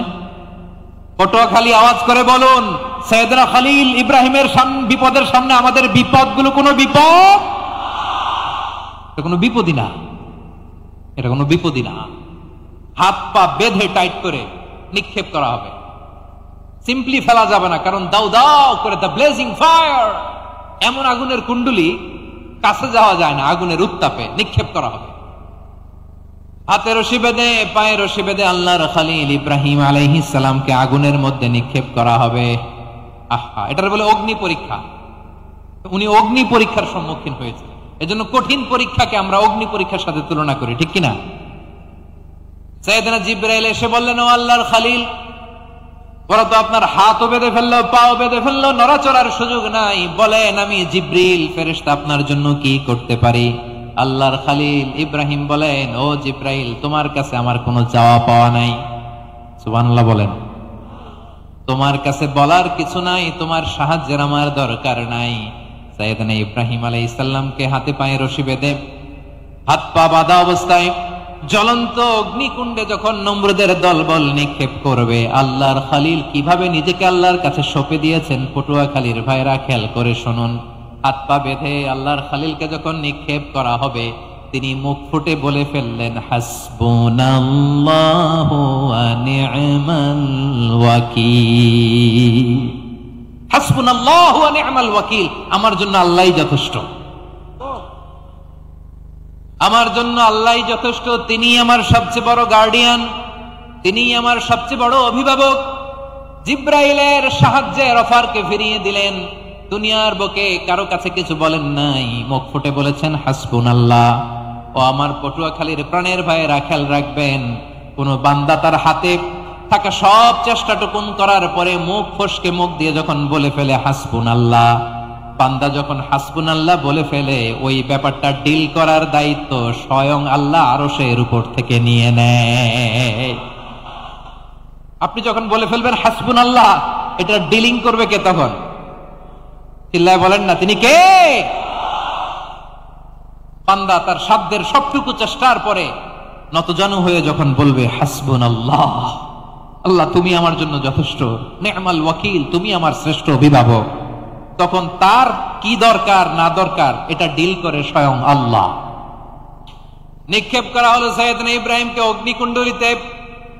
হাজার হাজার মানুষের দৃশ্য দেখার জন্য জড়ো হয়েছে এরকম বিশাল ময়দানে। কিন্তু কি অবাক করা ঘটনা, সবাই ভয় পাচ্ছিল, না জানি কি হয়ে যায়। আল্লাহর খলিলকে যখন আগুনের কুণ্ডলিতে নিক্ষেপ করা হয়, আল্লাহর খলিল ইব্রাহিম আগুনের কুণ্ডলীর মধ্যে বসে বসে মানুষগুলোর দিকে তাকিয়ে হাসতে শুরু করে দেয়। কারণ আকাশ থেকে রব্বুল আলামিন স্পেশাল ভার্ডিক্ট নাজিল করেছেন, স্পেশাল হুকুম জারি করেছেন, কুল্লা ইয়া নারু কুনি বারদান ওয়া সালামান আলা ইব্রাহিম। ও আগুন খবরদার, সৃষ্টির শুরু থেকে তোকে একটা ধর্ম আমি বাতলে দিয়েছিলাম, তোর ধর্ম, আগুনের ধর্ম হলো যা পাবে জ্বালিয়ে সারখার করবে। আল্লাহ বলল, আগুন তোর ধর্ম দিয়েছিলাম, তুই সব জ্বালিয়ে পুড়িয়ে সারখার করে দিবি, কিন্তু ক্ষণিকের জন্য আমি তোর জ্বালিয়ে দেওয়ার ক্ষমতাটাকে কেড়ে নিলাম, জ্বালিয়ে ভস্ম করে দেওয়ার ক্ষমতা আমি কেড়ে নিলাম। কুনি বারদান, ঠান্ডা হয়ে যা, কিন্তু এত বেশি ঠান্ডা হবি না আবার আমার ইব্রাহিমের জন্য সর্দি লেগে না যায়। সুবহানাল্লাহ, এত আসতে বললে হবে? কুনি বারদান, বার্দ মানে বরফ, ঠান্ডা, ঠান্ডা হ, কিন্তু এত ঠান্ডা হবি না যাতে আমার ইব্রাহিমের কষ্ট হয়। আগুন বলে, আল্লাহ একবার বললা ঠান্ডা হ, আবার বলো এত ঠান্ডা হবি না যাতে খলিলের সর্দি না লাগে। কেমন ঠান্ডা হব, কেমন এনভায়রনমেন্ট তৈরি করে দেব বলো? আল্লাহ বললেন, সালামান আলা ইব্রাহিম, আমার খলিল, আমার কলিজা, আমার ইব্রাহিমের জন্য তুই জান্নাতের গুল বাগিচা হয়ে যা। ও ভাই, নবী মুসার মতো ঈমান হলে রাস্তা হবে সাগর জলে, নবী ইউসুফের মতন ঈমান হলে একে একে দরজা খোলে, নবী ইব্রাহিমের মতন ঈমান যদি আজও থাকে বিদ্যমান, অগ্নিকুণ্ডে দেখতে পাবে খুবসুরত এক ফুল বাগান। কুলনা ইয়া নারু কুনি বারদান ওয়া সালামান আলা ইব্রাহিম। বান্দা যখন মুখ দিয়ে বলে হাসবুনাল্লাহ, আমার আল্লাহ আমার জন্য যথেষ্ট, এই বলে যখন নিজেকে সঁপে দেয়, তার কি লাগবে ওই দায়িত্ব স্বয়ং নিয়ে নেয় কে? সবাই বলেন, স্বয়ং নিয়ে নেয় কে? তাহলে আমার প্রিয় ভাইরা, বিপদের শুরুতেই আমরা বলবো ইন্না লিল্লাহ। শুরুতে কি বলবো? এরপরে যেই বাক্যটা পড়ে নিজের পরিস্থিতিকে আল্লাহর দরবারে সঁপে দিব, সেটা হচ্ছে হাসবুনাল্লাহ। সেটা কি? বিষ্ণু বলেন, লা ইয়াজালু লিসানুকা রাতাবান মিন যিকরিল্লাহ, সব সময় আল্লাহর স্মরণ দিয়ে, জিকির দিয়ে জিহ্বাটারে সিক্ত রাখো। আর শয়তানু জাসিমুন আলা কলবি ইবনে আদম, শয়তান বনি আদমের কলবে খামচি মেরে বসে থাকে। ফাইদা যাকারাল্লাহ খানাসা, মানুষ যখন আল্লাহ স্মরণ করে জিকির করে, শয়তান দৌড়ে পালায়। ওয়াইদা গাফালা ওয়াসওয়াসা, যখনই বনি আদম গাফেল হয় তখনই শয়তান তার হৃদয়ে ওয়াসওয়াসা দেয়। এজন্য বিপদে পড়লে ইন্না লিল্লাহ, নিজের সবটুকুন করার পরে নিজের রোল প্লে করার পরে নিজেকে আমরা কি বলে সঁপে দিব? সবাই বলেন, সবাই বলতে হবে, আরো জোরে বলেন। মনে থাকবে? বিপদে পড়লে প্রথমে ইন্না লিল্লাহ, এরপরে নিজেকে যখন সঁপে দিব তখন হাসবুনাল্লাহ। এরপরে কঠিন বিপদ যদি যখন বিশ্বনবী পড়তেন তখন কি করতেন? এমন বিপদ মাঝে মাঝে হয় না, দেয়ালে পিঠ থেকে যায়, চোখে মুখে অন্ধকার, কি করব দিশা খুঁজে পাই না, এরকম হয় কখনো? হ্যাঁ, আপনাদের হয়? হয় না? তো জান্নাতে আছেন আপনারা। হয় হয় এরকম হয়েছে না যে দেয়ালে পিঠ থেকে গেছে, চোখে মুখে অন্ধকার, কই যাব, কি করব, বাঁচানোর কেউ না, এরকম হয়েছে কখনো আপনাদের? যদি হয় তাইলে এটার সলিউশন বলবো, না হইলে তো এগুলো বলে লাভ নাই। হয় হয় হয় বিশ্বনবী এরকম কঠিন বিপদে পড়েছেন জীবনের কিছু কিছু মুহূর্তে। ওই মুহূর্তে বিশ্বনবী স্পেশাল দুইটা দোয়া পড়তেন। এই দোয়াগুলো আপনাদেরকে জানিয়ে দেয়। বিশ্বনবী বলেন, কঠিনতম বিপদে যখন পড়বা, দেয়ালে পিঠ থেকে যায়, চোখে মুখে অন্ধকার, বাঁচার কোনো উপায় নাই, তখন পড়বা লা ইলাহা ইল্লা আনতা সুবহানাকা ইন্নী কুনতু মিনাজ জালিমিন। আল্লাহ, তুমি ছাড়া কোনো ইলাহ নাই, তুমি পবিত্র, নিশ্চয় আমি জালিমদের অন্তর্ভুক্ত। সুবহানাল্লাহ বলেন। এই দোয়া সাইয়েদনা ইউনূস আলাইহিস সালাম পড়েছিলেন যখন মাছের পেটে ছিলেন। কিসের পেটে? এবং অনেক মুফাসসিরিন ইকরাম বলেছেন, অনেক আহলুল ইলমরা বলেছেন এটা হচ্ছে ইসমে আজম। ইসমে আজম এমন দোয়া যেটা দিয়ে দোয়া করলে আল্লাহ দোয়া কবুল করে, কিন্তু এটা কোনটা এটা নিয়ে ইখতিলাফ আছে। কোন কোন আহলুল ইলম বলেন এই লা ইলাহা ইল্লা আনতা সুবহানাকা ইন্নী কুনতু মিনাজ জালিমিন এটা হচ্ছে ইসমে আজম। সাইয়েদনা ইউনূস আলাইহিস সালাম পড়েছেন। আপনারা পড়েননি? তুফান হইলে পড়েন না? আমাদের এলাকায় তো এটা খুব, এটার উপর ব্যাপক আমল আছে। পটুয়াখালীতে কি অবস্থা বলেন? পড়েন পড়েন পড়েন পড়েন।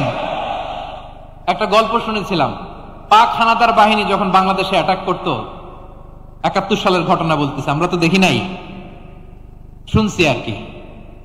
৭১ যদি দেখতাম এতদিনে রাজাকার হয়ে যেতাম। আল্লাহ আমাদেরকে বাঁচাই দিছে, আল্লাহর মেহেরবানি, ঠিক কিনা বলেন? মন মতো হইলে মুক্তিযোদ্ধা, মন মতো না হইলে রাজাকার। কত কিছু দেখলাম এই শাহবাগের বুকে। আল্লাহ, ৭১ সালে দেখি নাই, আমরা শুনেছি পাক হানাদার বাহিনী জিজ্ঞেস করত মুসলিম না অমুসলিম চেক করার জন্য, বলতো কালেমা বল, কালেমা বাতাও। তো যারা কালেমা বলতে পারতো পাকিস্তানি বাহিনী নাকি ওদেরকে ছেড়ে দিত, শুনেছি। তো একজনকে, এক বাঙালিরে পেয়ে তার মাথার মধ্যে বন্দুকর নল ধরে বলতেছে কালেমা বল সালে, কালেমা বাতা, কালেমা বল। তো ভয়ের চোটে এই দোয়া পড়া শুরু করছে। ও পড়তেছে লা ইলাহা ইল্লা আনতা সুবহানাকা ইন্নী কুনতু মিনাজ জালিমিন। পাকিস্তানি বলে সালে ये तो मुसीबत का কালেমা है। বাঙালি কয় হাম তো ভি মুসিবত মে হ্যায়। পাকিস্তানি বলে বেটা কোন দোয়া বললি, এটা তো মুসিবতের কালেমা। কয় আমিও তো মুসিবতে আছি, আমার মাথার মধ্যে বন্দুক ধরে তুমি আমার কালেমা জিজ্ঞেস করো, এখন কোনটা কালিমা আর কোনটা কি দোয়া, আমার হুশ আছে নাকি? প্রিয় ভাইরা, আসলে এটা দুআউল মুসিবা, বিপদে পড়লে এ দোয়া পড়তে হয়। লা ইলাহা ইল্লা আনতা সুবহানাকা ইন্নী কুনতু মিনাজ জালিমিন, এটা পড়বেন আপনারা। এই দোয়া পড়ে সাইয়েদনা ইউনূস আলাইহিস সালাম মাছের পেট থেকে রক্ষা পেয়েছিলেন। রক্ষা করেছিল কে? তুমি ইউনূস নবী রে যখন খাইলো মাছেতে গিলিয়া, ফেরেশতা পাঠাইয়া দিলে ইসমে আজম দিয়া। প্রাণে ছিল যাহার ভয় সেথা পাইল আশ্রয়, প্রাণে ছিল যাহার ভয় সেথা পাইল আশ্রয়। মাছের পেট হতে সে যে পেল পরিত্রাণ। আল্লাহু আল্লাহু তুমি জাল্লে জালালুহু, শেষ করা তো যায় না গে তোমার গুণগান। আল্লাহু আল্লাহু, সুবহানাল্লাহ পড়েন। লা ইলাহা ইল্লা আনতা সুবহানাকা ইন্নী কুনতু মিনাজ জালিমিন। বিশ্বনবী বললেন দেয়ালে পিঠ থেকে গেলে, চোখে মুখে অন্ধকার, বাঁচার কোনো উপায় নাই, তখন এই দোয়াটা পড়তে হবে। এই দোয়া পড়ে আল্লাহর কাছে ফরিয়াদ করলে বিপদ মুক্ত করবেন কে? কেন এই দোয়াটা আল্লাহর কাছে বড্ড প্রিয় জানেন আমার ভাইয়েরা? কারণ এই দোয়ার মধ্যে 3টা জিনিস আছে। আমি যেরকম আঙ্গুল উঁচু করেছি এরকম করেন তো, তিনটা। কয়টা? তিনটা। এক নম্বরে হচ্ছে তাওহীদ, দুই নম্বরে তাসবিহ, তিন নম্বরে তাকরীর। আই রিপিট, আবারও বলছি, এক নম্বরে তাওহীদ, দুই নম্বরে তাসবিহ, তিন নম্বরে তাকরীর। এ দোয়াটা আল্লাহর কাছে এত পছন্দনীয় কারণ এ দোয়ার প্রথম অংশে আছে তাওহীদ, আল্লাহর একত্ববাদের ঘোষণা। লা ইলাহা ইল্লা আনতা, ও আল্লাহ আপনি ছাড়া কোনো ইলাহ নাই, উপাস্য নাই। একথা বললে আর আল্লাহ বড্ড খুশি হয়ে যায়, সুবহানাল্লাহ পড়েন। এ দোয়ার দ্বিতীয় অংশে আছে তাসবিহ, মানে আল্লাহর প্রশংসা, প্রশংসা সূচক বাণী। সুবহানাক সুবহানাক সুবহানাক, ও আল্লাহ আমি আপনার পবিত্রতা ঘোষণা করছি, সুবহানাক। একথা শুনলেও আল্লাহ খুশি হয়ে যায়, সুবহানাল্লাহ পড়েন। এই দোয়ার তৃতীয় অংশে আছে তাকরীর, তাকরীর মানে পাপের স্বীকৃতি। তাকরীর মানে কি? তাকরীর মানে পাপের স্বীকৃতি। এই দোয়ার তৃতীয় অংশে আছে ইন্নী কুনতু মিনাল যালিমিন, ও আল্লাহ আমি জালিমদের অন্তর্ভুক্ত। আল্লাহ আল্লাহ আমি জালেম, আল্লাহ আমি ভুল করেছি, অন্যায় করেছি, আল্লাহ আমি জালেমদের অন্তর্ভুক্ত। এই পাপের স্বীকৃতি, অ্যাকনোলেজমেন্ট আল্লাহ বড্ড পছন্দ করে। যখন আল্লাহর কাছে আপনি ছোট হবেন, ছোট হতে হতে যত ছোট হবেন, ওই দৃশ্যটা দেখতে আল্লাহ বড্ড পছন্দ করে, সুবহানাল্লাহ বলেন। তিন নম্বর অংশ ইন্নী কুনতু মিনাজ জালিমিন, আল্লাহ আমি জালেমদের অন্তর্ভুক্ত। সাইয়েদনা আদম আলাইহিস সালাম ভুল করে যখন নিষিদ্ধ গাছের ফুল খেয়ে ফেললেন, ফল খেয়ে ফেললেন, আল্লাহ বললেন আদম ক্ষমা পেতে চাইলে তুমি আর হাওয়া মিলে স্বীকৃতি দাও, পাপের স্বীকৃতি। আর পড়ো রব্বানা যালামনা আনফুসানা ওয়া ইল্লাম তাগফির লানা ওয়া তারহামনা লানাকুনান্না মিনাল খাসিরিন। ও আল্লাহ আমি আদম আর হাওয়া যালামনা আনফুসানা, আমরা আমাদের নফসের উপর বড্ড জুলুম করেছি। আল্লাহ ওয়া ইল্লাম তাগফির লানা ওয়া তারহামনা, আপনি যদি ক্ষমা না করেন, আপনি যদি দয়া পরবশ না হন, আপনি যদি রহম না করেন, আমরা তো ক্ষতিগ্রস্তদের মধ্যে শামিল হয়ে যাব। এই দোয়া করার সাথে সাথে সাইয়েদনা আদম আর হাওয়া আলাইহিস সালামকে ক্ষমা করে দিলেন কে? তাহলে এই দোয়ার তিন নম্বর অংশ তাকরীর, এটা আল্লাহ বড্ড পছন্দ করে। আমার কলিজার টুকরা ভাইয়েরা, গুনাহ করে শিকার যেতে হবে, এটা আল্লাহ ভালোবাসেন। সাইয়েদনা আবু বকর রাদিয়াল্লাহু তাআলা আনহু বিষ্ণু ইসলামকে বললেন, ইয়া রাসূলুল্লাহ আল্লিমনি দুআআন আদউ বিহি ফি সালাতি, নবী হে আপনি আমার এমন একটা স্পেশাল দোয়া শিখায় দেন যে দোয়াটা আমি নামাজে পড়ব। নবী বললেন, তাহলে তুমি পড়ো আল্লাহুম্মা ইন্নী যালামতু নাফসি যুলমান কাসীরান ওয়া লা ইয়াগফিরুয যুনুবা ইল্লা আনতা ফাগফিরলি মাগফিরাতাম মিন ইনদিকা ওয়ারহামনি ইন্নাকা আনতাল গফুরুর রহিম। সুবহানাল্লাহ। সালাম ফিরানোর আগে পড়েন, কথা কয় না, পড়েন পড়েন। ও আবু বকর, নামাজে যদি দোয়া করতে মনে চায় এই দোয়াটা পড়বা, আল্লাহুম্মা ইন্নী যালামতু নাফসি, আল্লাহ জুলুম করেছি আমার নফসের উপর, যুলমান কাসীরা, অনেক জুলুম, ওয়া লা ইয়াগফিরুয যুনুবা ইল্লা আনতা, আপনি ছাড়া এই জুনুব, এই পাপ ক্ষমা করার দ্বিতীয় কোনো রব নাই। আছে? আল্লাহ ছাড়া আমাদের গুনাহ আর কে কে ক্ষমা করতে পারে বলেন তো? কে পারে? কে? এজন্য আল্লাহরে বলবেন, আল্লাহ আমি ছাড়া তোমার গোলামের অভাব নাই, ও আমার রব আমি ছাড়া এই জমিনের বুকে তোমার গোলামের অভাব নাই, কিন্তু তুমি ছাড়া তো আমার দ্বিতীয় কোনো রব নাই। পারবেন বলতে? পারবেন? চোখের পানি ছেড়ে আল্লাহরে বলবেন, আল্লাহ তুমি আমার রব, তুমি আমার সব। কি বলবেন? আল্লাহ আমারে রব। সবাই বলুন, আল্লাহ আমারে রব, দমে দমে তনু মনে তারি অনুভব, আল্লাহ আমারে রব। আল্লাহরে বলেন, আল্লাহ তুমি আমার রব, তুমি আমার সব। আল্লাহ আমি ছাড়া এই জমিনে তোমার গোলামের অভাব নাই, তুমি ছাড়া আমার দ্বিতীয় কোনো রব নাই। একথা বলে চোখের পানি ছেড়ে আল্লাহরে স্বীকৃতি দেন, আল্লাহ আমি পাপী, আল্লাহ জামিনে আমার চেয়ে বড় পাপী আর কেউ নাই। অজু করে সিজদায় লুটিয়ে পড়ে চোখের পানি ছেড়ে আল্লাহরে পাপের স্বীকৃতি দেন, আল্লাহ এমন কোন জুলুম নাই, গুনাহ নাই আমি করি নাই, সগীরা কবিরা, জেনে না জেনে, ইচ্ছায় অনিচ্ছায়, শিরকি বেদাতি সব গুনাহ করেছি। আল্লাহ আকাশের নিচে জমিনের উপরে আমার চেয়ে বড় গুনাহগার আর কেউ নাই।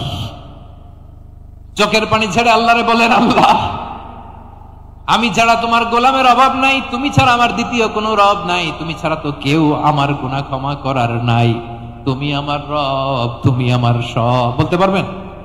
এই তাকরীর আমার পটুয়াখালীর ভাইরা, এই স্বীকৃতিটা দেখতে আল্লাহ বড্ড ভালোবাসে, কারণ আমরা সবাই গুনাহগার, আমরা সবাই কি? বিশ্বনবী বলেন কুল্লুকুম খাত্তাউন, বানি আদম তোমরা সবাই পাপী। সবাই কি? সবাই পাপী। আমরা সবাই পাপী, আপন পাপের বাটখারা দিয়ে অন্যের পাপ মাপি। আমরা যে পাপী এটা ভাবতে মনে চায় না কারো, খালি অন্যের পাপ দেখি আমরা, এটা ভুল। ওর এই পাপ, ও পাপী, ও জালেম, ও জাহান্নামী, এরকম একটা টেন্ডেন্সি। আমার যে কি হালাত এটার খেয়াল নাই। খেয়াল করতে হবে যে আমি সবচেয়ে বড় পাপী, ঠিক কিনা বলেন? পাপ করি না এমন কেউ আছি? হ্যাঁ আছি। কেউ না জানলেও জানে কে আমার পাপের ঘটনা? পৃথিবী না জানুক আমি তো জানি আমি কি পাপ করেছি। হায় ও আমার কলিজার টুকরা ভাইয়েরা, মাথাটাকে নিচু করে জীবনের সব গুনার ফিরিস্তিগুলো একটা একটা করে স্বীকার করে আল্লাহরে বলেন, আল্লাহ আমি পাপী, আল্লাহ আমার চেয়ে বড় পাপী এই দুনিয়াতে কেউ নাই, আকাশের নিচে জমিনের উপরে আমার চেয়ে বড় পাপী কেউ নাই। একটা একটা করে আল্লাহ স্বীকার করি আমি পাপী, সব পাপের স্বীকৃতি দিলাম। পৃথিবী না জানুক আমি তো জানি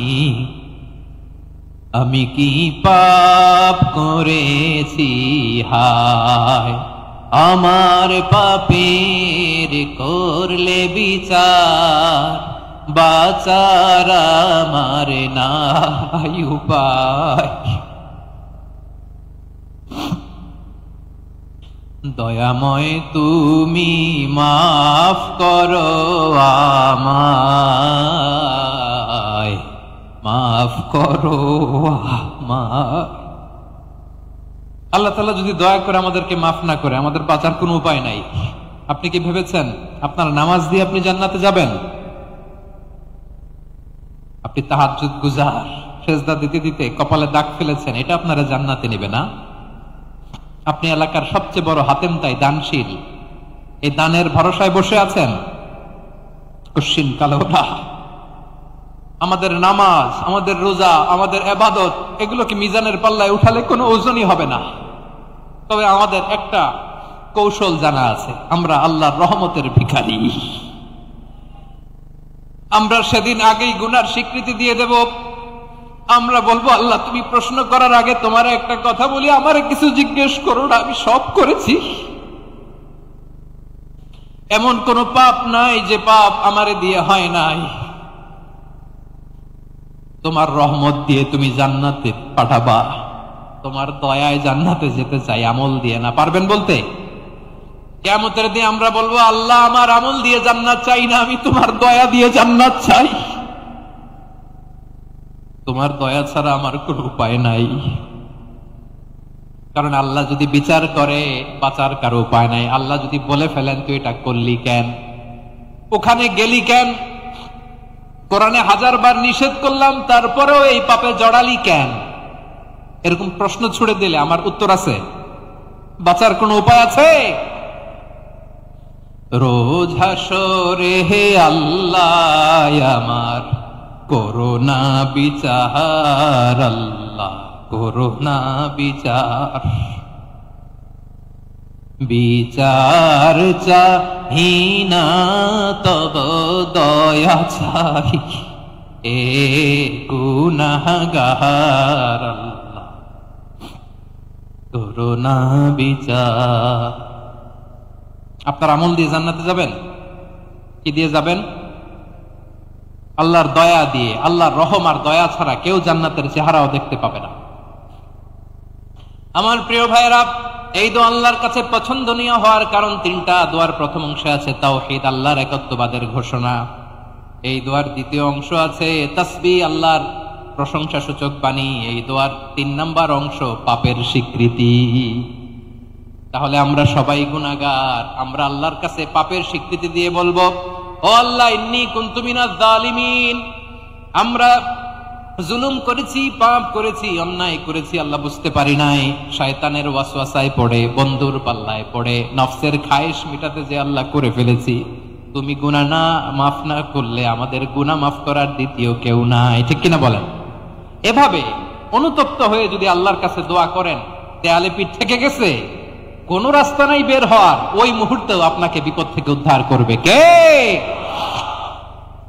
বিশ্বনবী চরম বিপদে পড়লে দুটা দোয়া পড়তেন। প্রথম হলো এটা, লা ইলাহা ইল্লা আনতা সুবহানাকা ইন্নী কুনতু মিনাল জালিমিন। এই দোয়াটা আমরা বেশি বেশি পড়ব প্রিয় ভাইরা। রাজি আছেন? সবাই আওয়াজ করে পড়ুন ইনশাআল্লাহ। আমার প্রিয় ভাইরা, বিপদে পড়লে বিশ্বনবী আরো একটা দোয়া পড়তেন, লা ইলাহা ইল্লাল্লাহুল আযীমুল হালিম, লা ইলাহা ইল্লাল্লাহু রাব্বুল আরশিল আযীম, লা ইলাহা ইল্লাল্লাহু রাব্বুস সামাওয়াতি ওয়াল আরদি ওয়া রাব্বুল আরশিল কারীম। এই যে বললাম, রেকর্ড হয়ে গেছে, এখন তো আর ইনস্ট্যান্ট মুখস্থ না হলো, পরে মুখস্থ করে নেবেন। আল্লাহ ছাড়া কোনো উপাস্য নাই, তিনি সমহান, মহা সহিষ্ণু। আল্লাহ ছাড়া কোনো উপাস্য নাই, তিনি সমহান, আরশের অধিপতি। আল্লাহ ছাড়া কোনো উপাস্য নাই, তিনি আকাশের মালিক, জমিনের মালিক, তিনি সুবিশাল আরশের অধিপতি। সুবহানাল্লাহ পড়েন। এই দোয়াটা কেউ যদি পড়ে যদি এর ওসিলা করে দোয়া করে, তাকে বিপদ থেকে মুক্তি দেয় কে? মনে থাকবে আপনাদের? তাহলে বিপদের প্রথম ধাক্কায় কি যেন পড়তে হয়? ইন্না লিল্লাহ। তারপরে কি বলে আল্লাহর কাছে নিজেকে সঁপে দিতে হয়? দেয়ালে পিঠ থেকে গেলে লা ইলাহা ইল্লা আনতা সুবহানাকা ইন্নী কুনতু মিনাজ জালিমিন। দুই নাম্বার হচ্ছে লা ইলাহা ইল্লাল্লাহুল আযীমুল হালিম, লা ইলাহা ইল্লাল্লাহু রাব্বুল আরশিল আযীম, লা ইলাহা ইল্লাল্লাহু রাব্বুস সামাওয়াতি ওয়াল আরদি ওয়া রাব্বুল আরশিল কারীম। মনে থাকবে? ইনশাআল্লাহ বলেন সবাই, আওয়াজ করে সবাই ইনশাআল্লাহ। অনেক সময় এমন হয়, হঠাৎ বিপদের সম্মুখীন হই আমরা, রেডি হয়ে বের হয়েছে অফিসে, হঠাৎ অ্যাক্সিডেন্টে পড়ে যাই, হঠাৎ পেটের ব্যথায় অজ্ঞান, এরকম হয় না? আপনাদের হয় না? বিষ্ণু ইসলাম বলেন, আকস্মিক দুর্ঘটনার বিপদ থেকে যদি কেউ বাঁচতে চায়, সকাল সন্ধ্যা যেন প্রত্যেকে এই দোয়াটা পড়ে। সকালে যদি 3 বার পড়ে, সন্ধ্যা পর্যন্ত হঠাৎ হঠাৎ বিপদ থেকে সে রক্ষা পাবে। To be protected from sudden calamity, sudden disaster, sudden calamity. হঠাৎ বিপদ, হঠাৎ ভয়ঙ্কর কোন আকস্মিক বিপদ থেকে আল্লাহ বাঁচায় দিবে। সকালে পড়লে সন্ধ্যা পর্যন্ত প্রোটেক্টেড, সন্ধ্যাবেলায় যদি 3 বার পরে সকাল পর্যন্ত প্রোটেক্টেড। সুবহানাল্লাহ পড়ে। দোয়াটা কি? দোয়াটা হচ্ছে বিসমিল্লাহিল্লাযী লা ইয়াদুররু মা'a ইসমিহি শাইউন ফিল আরদি ওয়ালা ফিস সামাই ওয়া হুয়াস সামিউল আলীম। ছোট না? অনেক ছোট, মুখস্থ করবেন। বিসমিল্লাহিল্লাযী লা ইয়াদুররু মা'a ইসমিহি শাইউন ফিল আরদি ওয়ালা ফিস সামা।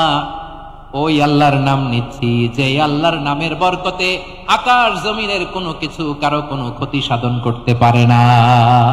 তিনি সর্বশ্রোতা, সর্বজ্ঞ। সুবহানাল্লাহ পড়েন। পড়বেন এই দোয়াটা, বিসমিল্লাহিল্লাযী লা ইয়াদুররু মা'a ইসমিহি শাইউন ফিল আরদি ওয়ালা ফিস সামাই ওয়া হুয়াস সামিউল আলীম। ফজরের পরে 3 বার, মাগরিবের পরে 3 বার যদি কেউ পড়ে, প্রোটেক্টেড, যে কোনো হঠাৎ বিপদ থেকে প্রোটেক্টেড। প্রোটেক্ট করেন কে?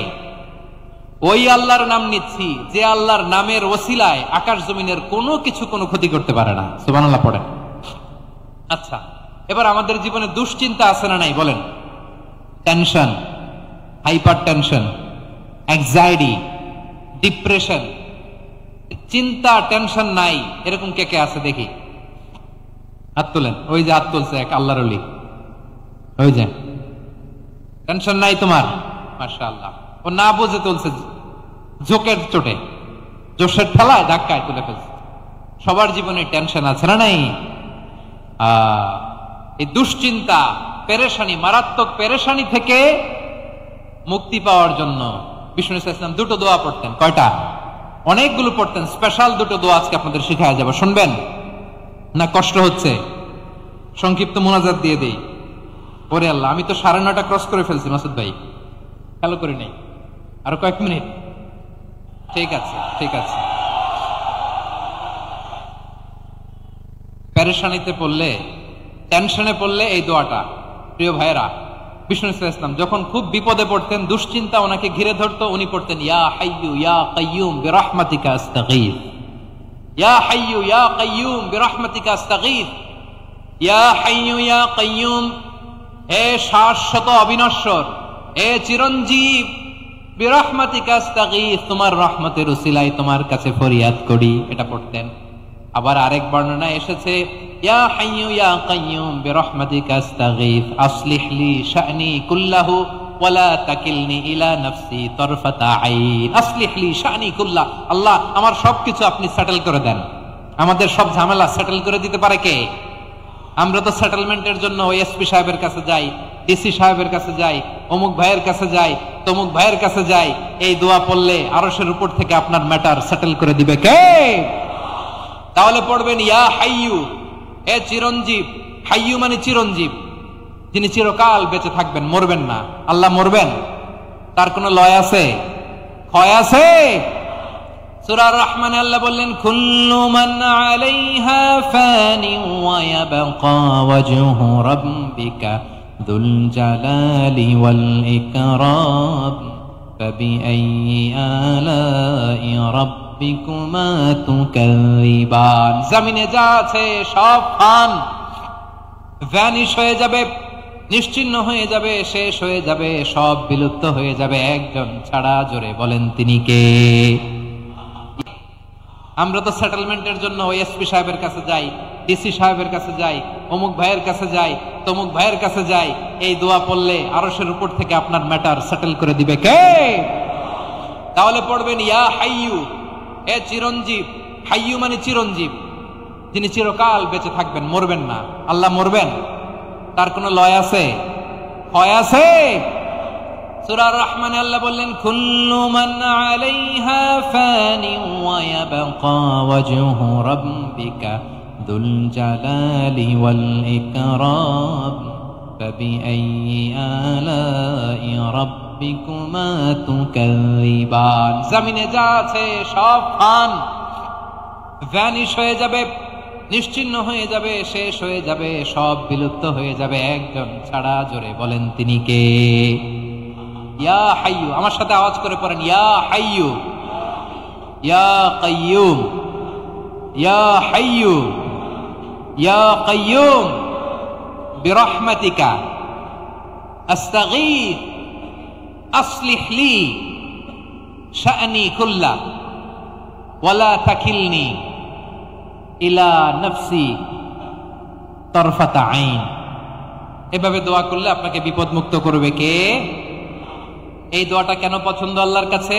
কারণ এখানে আল্লাহর দুইটা সুন্দর নাম আছে, গুণবাচক নাম, আল হাই, আল কাইয়ুম। এই দুটো নাম আছে এখানে। আবার এই দুইটা আয়াতুল কুরসির অংশ। আয়াতুল কুরসির শুরুতে এটা আছে না নাই? হ্যাঁ, আছে না নাই? 3 নাম্বার কারণ, এটা ইসমে আজম। কোন দোয়াটা ইসমে আজম? যে দোয়া ওসিলায় দোয়া করলে আল্লাহ দোয়া ফেরায় না। অনেকগুলো মত আছে, সবচেয়ে ভ্যালিড মত হচ্ছে এটা, ইয়া হাইয়ু ইয়া কাইয়ুম। এর ওসিলা দিয়ে দোয়া করলে দোয়া কবুল করে কে? 2 নম্বরে বিশ্বনবী মারাত্মক বিপদে পড়লে আরেকটা দোয়া পড়তেন, আল্লাহুম্মা ইন্নী আবদুক। আগে দোয়াটা পড়ি, শুনেন। আল্লাহুম্মা ইন্নী আবদুক ওয়া ইবনু আবদিক ওয়া ইবনু আমাতিক নাসিয়াতি বিয়াদিক মাদিন ফিয়া হুকমুক আদলুন ফিয়া কাদাউক আসআলুকা বিকুল্লি ইসমিন হুয়া লাক সাম্মাইতা বিহি নাফসাক আও আনসালতাহু ফি কিতাবিক আও আল্লামতাহু আহাদাম মিন খালকিক أو استأثرت به في علم الغيب عندك أن تجعل القرآن ربيع قلبي ونور صدري وجلاء حزني وذهاب همي। سبحان الله পড়েন। বিষ্ণু বলতেন, আল্লাহুম্মা ইন্নী আবদুক, ও আল্লাহ আমি আপনার গোলাম, ওয়াবনু আবদিক, গোলামের ঘরের গোলাম, ওয়াবনু আমাতিক, বাদির ঘরের গোলাম। মানে আল্লাহ আমি আপনার গোলাম। আমার বাবা আব্দুল্লাহ ছিল আপনার গোলাম, আমার মা আমিনা ছিল আপনার বাদী। মানে আমরা গোলাম বংশের, সব গোলাম। নিজেরে এর চেয়ে আর ছোট করে আল্লাহর কাছে উপস্থাপন করা যায় আমার ভাইয়েরা? কথা কি বুঝতেছেন? নিজেকে এর চাইতে ছোট, নগণ্য আর তুচ্ছ করে আল্লাহর সাথে প্রেজেন্ট করা যায়? বিশ্বনবী বললেন, ও আল্লাহ আমি আপনার গোলাম, গোলামের ঘরের গোলাম, দাসীর ঘরের গোলাম, নাসিয়াতি বিয়াদিক, আমার মাথার চুলের ছুটি আপনার হাতের মুঠোয়। আপনি ডানে টান দিলে আমি ডানে যেতে বাধ্য, আপনি বাঁয়ে টান দিলে বাঁয়ে যেতে বাধ্য। সুবহানাল্লাহ বলেন। পিছনে 2-1 ভাই দাঁড়ালেন কেন? হ্যাঁ, বসুন। জায়গা চেঞ্জ করতেছে, সেই দুপুর থেকে বসে আছে, আমি জানি জানি। মাশাআল্লাহ, কেউ দু একজন বেরিয়েছে, গ্যাপ পূরণ করতেছে। মাশাআল্লাহ, পড়েন সুবহানাল্লাহ, আলহামদুলিল্লাহ, লা ইলাহা লা ইলাহা ইল্লাল্লাহু মুহাম্মাদুর রাসূলুল্লাহ সাল্লাল্লাহু আলাইহি ওয়াসাল্লাম। বিশ্বনবী বললেন, আল্লাহ আমার মাথার চুলের ঝুঁটি আপনার হাতের মুঠোয়। আচ্ছা, এইভাবে কাকে ধরা হয়? যে খুব ছোট, ঠিক কিনা? নিজেকে কত ছোট করলেন বিশ্বনবী। ও আল্লাহ, আমার মাথার চুলের ঝুঁটি আপনার হাতের মুঠোয়, আপনি ডানে টানলে আমি ডানে যাব, বায়ে টানলে বায়ে যাব। আল্লাহ, আসআলুকা বিকুল্লি ইসমিন হুয়া লাক নাসিয়াতি বিয়াদিক মাদিন ফিয়া হুকমুক। আপনার নির্দেশ আমার উপর কার্যকর হবেই হবে। আদলুন ফিয়া কাদাউক, আপনার ফয়সালা, যেই ফয়সালাই আপনি আমার জন্য করেন এটাই ইনসাফ। সুবহানাল্লাহ বলেন। আমরা আল্লাহর ফয়সালায় সন্তুষ্ট হতে চাই না। কত কমপ্লেইন, আল্লাহ তুমি এটা দিলা না, ওইটা পাইলাম না, ওইটা হইল না রে, এরকম অভিযোগ কমপ্লেইন আমাদের আছে না নাই? আর বিশ্বনবী বলতেন, আদলুন ফিয়া কাদাউক, আল্লাহ আমার জন্য তোমার যেটা ফয়সালা এটাই সবচেয়ে শ্রেষ্ঠ ইনসাফ, এর চেয়ে ইনসাফ আর হতে পারে? এভাবে কায়মনোবাক্যে আল্লাহর কাছে বিশ্বনবী দোয়া করতেন। এরপরে বিশ্বনবী বললেন, আল্লাহ তোমার যত নাম আছে সব নামের ওসিলায় দোয়া করি, যে নাম তুমি আমাদেরকে জানিয়েছো, যে নাম তুমি আমাদেরকে জানাও নাই, যে নাম তুমি কোরআনে নাজিল করেছো, যে নাম নাজিল করো নাই, যে নাম শুধু নবীদেরকে জানিয়েছো। আর আল্লাহর এমন কিছু চমৎকার চমৎকার সুন্দর সুন্দর নাম আছে, এই নামগুলো রব্বুল আলামিন কাউকে জানাবে না। সুবহানাল্লাহ বলেন। আমরা তো 99 নাম জানি, 100 নাম জানি আল্লাহ, কিন্তু আল্লাহর এমনও কিছু নাম আছে যেগুলো আল্লাহ বিশ্বনবীরও জানায় নেই। এগুলো আল্লাহ ইলমুল গায়বে রেখে দিয়েছেন। দোয়ার সময় বলবেন, আল্লাহ তোমার যেই নামগুলো জানি, যেগুলো জানি না, যেগুলো কোরআনে আছে, যেগুলো নাই, যেগুলো নবীরে খাস ভাবে জানাইছে ওগুলোর উসিলায়, যেগুলো কোনোদিন জানাবাও না, তোমার ওই নামের উসিলাও তোমার কাছে চাই। আল্লাহ কোরআনকে আমার হৃদয়ের বসন্ত বানাও, আমার বক্ষের জ্যোতি বানাও, আমার চিন্তা দুশ্চিন্তা তুমি দূর করে দাও। বিশ্বনবী বললেন, এই কালিমাগুলো, এই বাক্যগুলো পড়ে যদি কেউ আল্লাহর কাছে ফরিয়াদ করে, তার হৃদয় থেকে দুশ্চিন্তা কাটিয়ে দিবে কে? পড়বেন, এই দোয়াগুলো পড়বেন। আচ্ছা, সবশেষে বলি, ঋণের বোঝায় যারা জর্জরিত, বিষ্ণু ইসলাম চমৎকার একটা দোয়া শিখিয়েছেন। আমাদের অনেকে ঋণের বোঝায় জর্জরিত, আছে না নাই? এদিকে কেউ আছেন? থাকলে হাত তোলার দরকার নেই, থাকলে এই দোয়াটা পড়বেন। এক সাহাবীর নাম আবু উমামা, নামাজের ওয়াক্ত ছাড়া উনি মসজিদে যেয়ে বসে আছে। বিষ্ণু বললেন, কিরে আবু উমামা, নামাজের তো ওয়াক্ত হয় নাই, মসজিদে কি? সাহাবী বলে, হুমুমুন লাজিমাতনি ওয়া দুয়ুন, নবী গো, ঋণের বোঝায় এমন টেনশনে আছি, ঘরে থাকতে পারলাম না, মসজিদে চলে আসছে। বিশ্বনবী বলেন, আমি কি তোমার এমন একটা দোয়া শিখাবো যেটা পড়লে আল্লাহ তাআলা তোমার ঋণের বোঝা হালকা করে দিবেন? আবু উমামা বললেন, ইয়া রাসূলুল্লাহ, অবশ্যই শিখাবেন। বিশ্বনবী বললেন, তাহলে তুমি পড়বা, আল্লাহুম্মা ইন্নী আউযু বিকা মিনাল হাম্মি ওয়াল হাযান ওয়া আউযু বিকা মিনাল জুবনি ওয়াল বুখল ওয়া আউযু বিকা মিন গালাবাতিদ দাইনি ওয়া কাহরির রিজাল। ও আল্লাহ, তোমার কাছ থেকে দুশ্চিন্তা থেকে পানাহ চাই, কৃপণতা, ভীরুতা, অলসতা, কার্পণ্যতা, এই সব কিছু থেকে, মানুষের কঠোরতা, আমার উপর মানুষের আধিপত্য এবং ঋণের বোঝা থেকে পানাহ চাই। এই দোয়াটা যখন বিশ্বনবী শিখাই দিলেন, আবু উমামা বারবার এই দোয়া পড়ে, আল্লাহুম্মা ইন্নী আউযু বিকা মিনাল হাম্মি ওয়াল হাযান ওয়া আউযু বিকা মিনাল আজজি ওয়াল কাসাল ওয়া আউযু বিকা মিনাল জুবনি ওয়াল বুখল ওয়া আউযু বিকা মিন গালাবাতিদ দাইনি ওয়া কাহরির রিজাল। আবু উমামা বলে, এই দোয়া আমি পড়তে লাগলাম আর পড়তে লাগলাম, কিছুদিন পরে দেখা গেল বিশ্বনবীর শেখানো এই দোয়ার বদৌলতে আল্লাহ তাআলা আমার সব ঋণ পরিশোধের ব্যবস্থা করে দিয়েছেন। পড়েন সুবহান। পড়বেন পড়বেন। আমার প্রিয় পটুয়াখালীর ভাইয়েরা, বিশ্বনবীর জামাতা সাইয়্যিদিনা আলী রাদিয়াল্লাহু তাআলা আনহুর কাছে এক লোক এসে বলে, হে আলী, ঋণের বোঝায় আমি জর্জরিত, আমার কিছু অর্থ দিয়ে সাহায্য করো। সাইয়্যিদিনা আলী রাদিয়াল্লাহু তাআলা আনহু বললেন, আমি কি তোমার এমন একটা দোয়া শিখাবো যেটা বিশ্বনবী আমাদের শিখিয়েছেন? এই দোয়া যদি তুমি পড়ো, লাউ কানা আলাইকা মিসলু জাবালিন কাবীরিন দাইনান আদাল্লাহু আনকা, পাহাড় পরিমাণও যদি ঋণের বোঝা হয়, আল্লাহ এটা পরিশোধের ব্যবস্থা করে দিবে। ছোট্ট একটা দোয়া বিশ্বনবী শিখালেন, বললেন, তুমি পড়বা, আল্লাহুম্মা কফিনি বিহালালিকা আন হারামিকা ওয়া আগনিনি বিফাদলিকা আম্মান সিওয়াক। মুখস্থ আছে? হ্যাঁ, আছে। আল্লাহুম্মা কফিনি বিহালালিকা আন হারামিক, আল্লাহ তোমার হালাল দিয়ে আমাকে পরিতুষ্ট করো, হারাম থেকে বাঁচিয়ে রাখো, আর তোমার অনুগ্রহে মানুষের মুখাপেক্ষী যেন আমি না হই, আমি যেন সবসময় তোমার মুখাপেক্ষী হয়, ওই তৌফিক দিও। সুবহানাল্লাহ পড়েন। এই দোয়া বেশি বেশি পড়লে ঋণের বোঝা হালকা করে দিবে কে? তাহলে প্রিয় ভাইয়েরা, বিপদে পড়লেই প্রথমে কি পড়বেন? পটুয়াখালী ভুইলা গেছে। বিপদে পড়লেই প্রথমে ইন্না লিল্লাহ কি বলে নিজেকে আল্লাহর কাছে সঁপে দিতে হয়? হাসবুনাল্লাহ। চরম বিপদে দেয়ালে পিঠ থেকে গেছে, তখন লা ইলাহা ইল্লা আনতা সুবহানাকা ইন্নী কুনতু মিনাজ জালিমিন। এরপরে লা ইলাহা ইল্লাল্লাহুল আযীমুল হালিম, এই দোয়া। আকস্মিক বিপদ, হঠাৎ যেন কোনো বিপদ আমাকে পেয়ে না বসে, এটার জন্য বিসমিল্লাহিল্লাযী লা ইয়াদুররু মা ইসমিহি শাইউন ফিল আরদি ওয়ালা ফিস সামাই ওয়া হুয়াস সামিউল আলিম। সকালে 3 বার, রাতে 3 বার। আর মারাত্মক tension, hyper tension, anxiety, depression থেকে বাঁচার জন্য 2 দোয়া, ইয়া হাইয়্যু ইয়া কাইয়্যুম, ইয়া হাইয়্যু ইয়া কাইয়্যুম, মনে থাকবে? আর আল্লাহুম্মা ইন্নী আবদুক, এই দোয়া। ঋণ থেকে বাঁচার জন্য 2 দোয়া, আল্লাহুম্মা ইন্নী আউযু বিকা মিনাল হাম্মি ওয়াল হাযান, এটা। আর আল্লাহুম্মা কফিনি বিহালালিকা আন হারামিকা ওয়া আগনিনি বিফাদলিকা আম্মান সিওয়াক।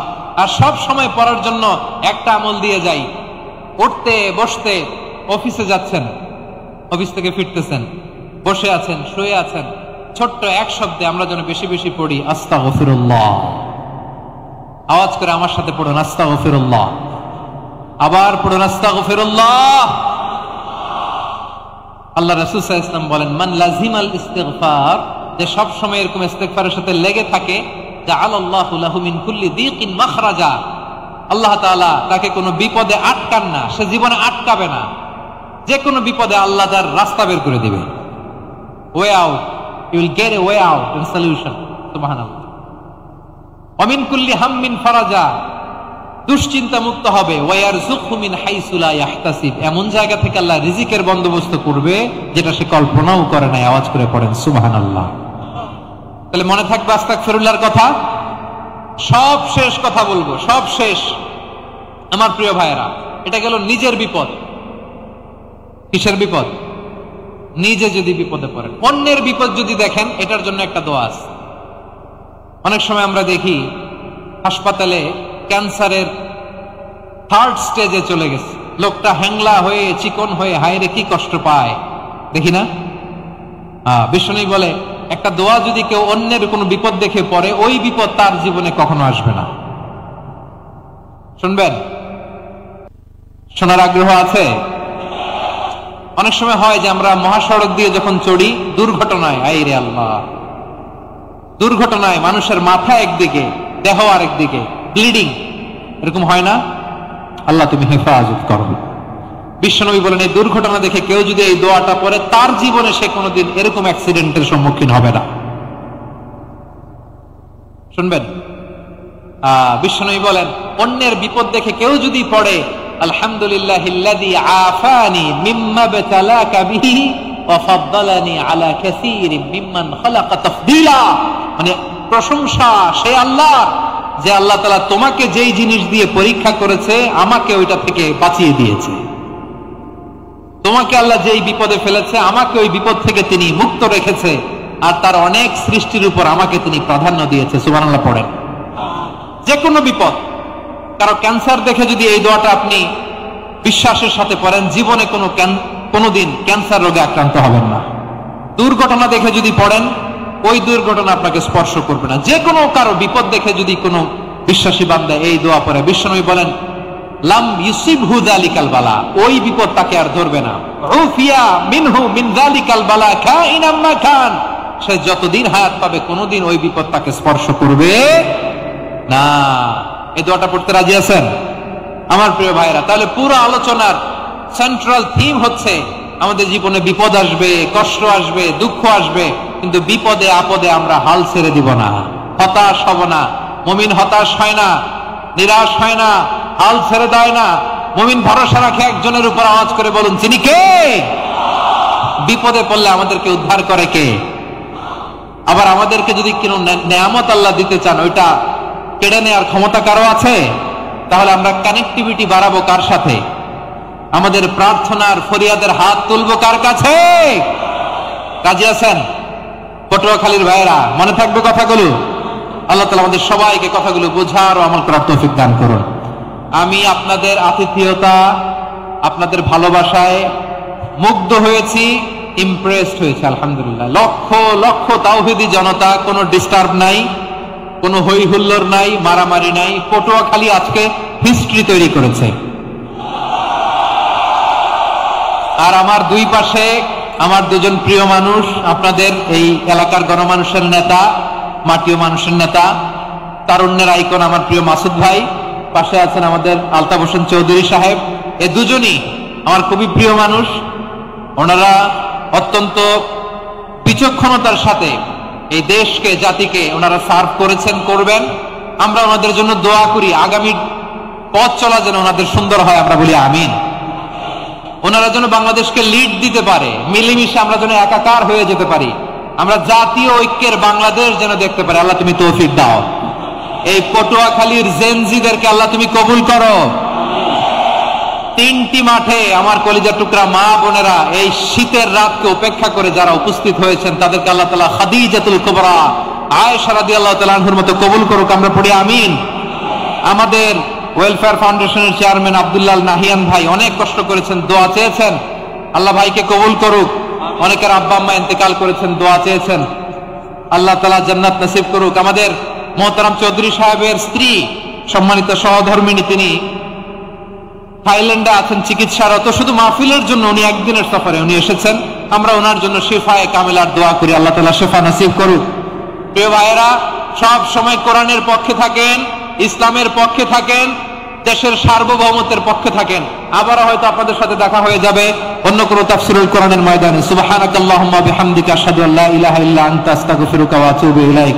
রব্বানা যালামনা আনফুসানা ওয়া ইল্লাম তাগফির লানা ওয়া তারহামনা লানাকুনান্না মিনাল খাসিরিন। রব্বানা আতিনা ফিদ দুনিয়া হাসানাতাও ওয়া ফিল আখিরাতি হাসানাতাও ওয়া কিনা আযাবান নার। রব্বানা تقبل منا إنك أنت السميع العليم وتب علينا يا مولانا إنك أنت التواب الرحيم. سبحان ربك رب العزة عما يصفون وسلام على المرسلين والحمد لله رب العالمين. واجعل آخر كلامنا عند الموت لا إله إلا الله محمد رسول الله صلى الله عليه وسلم.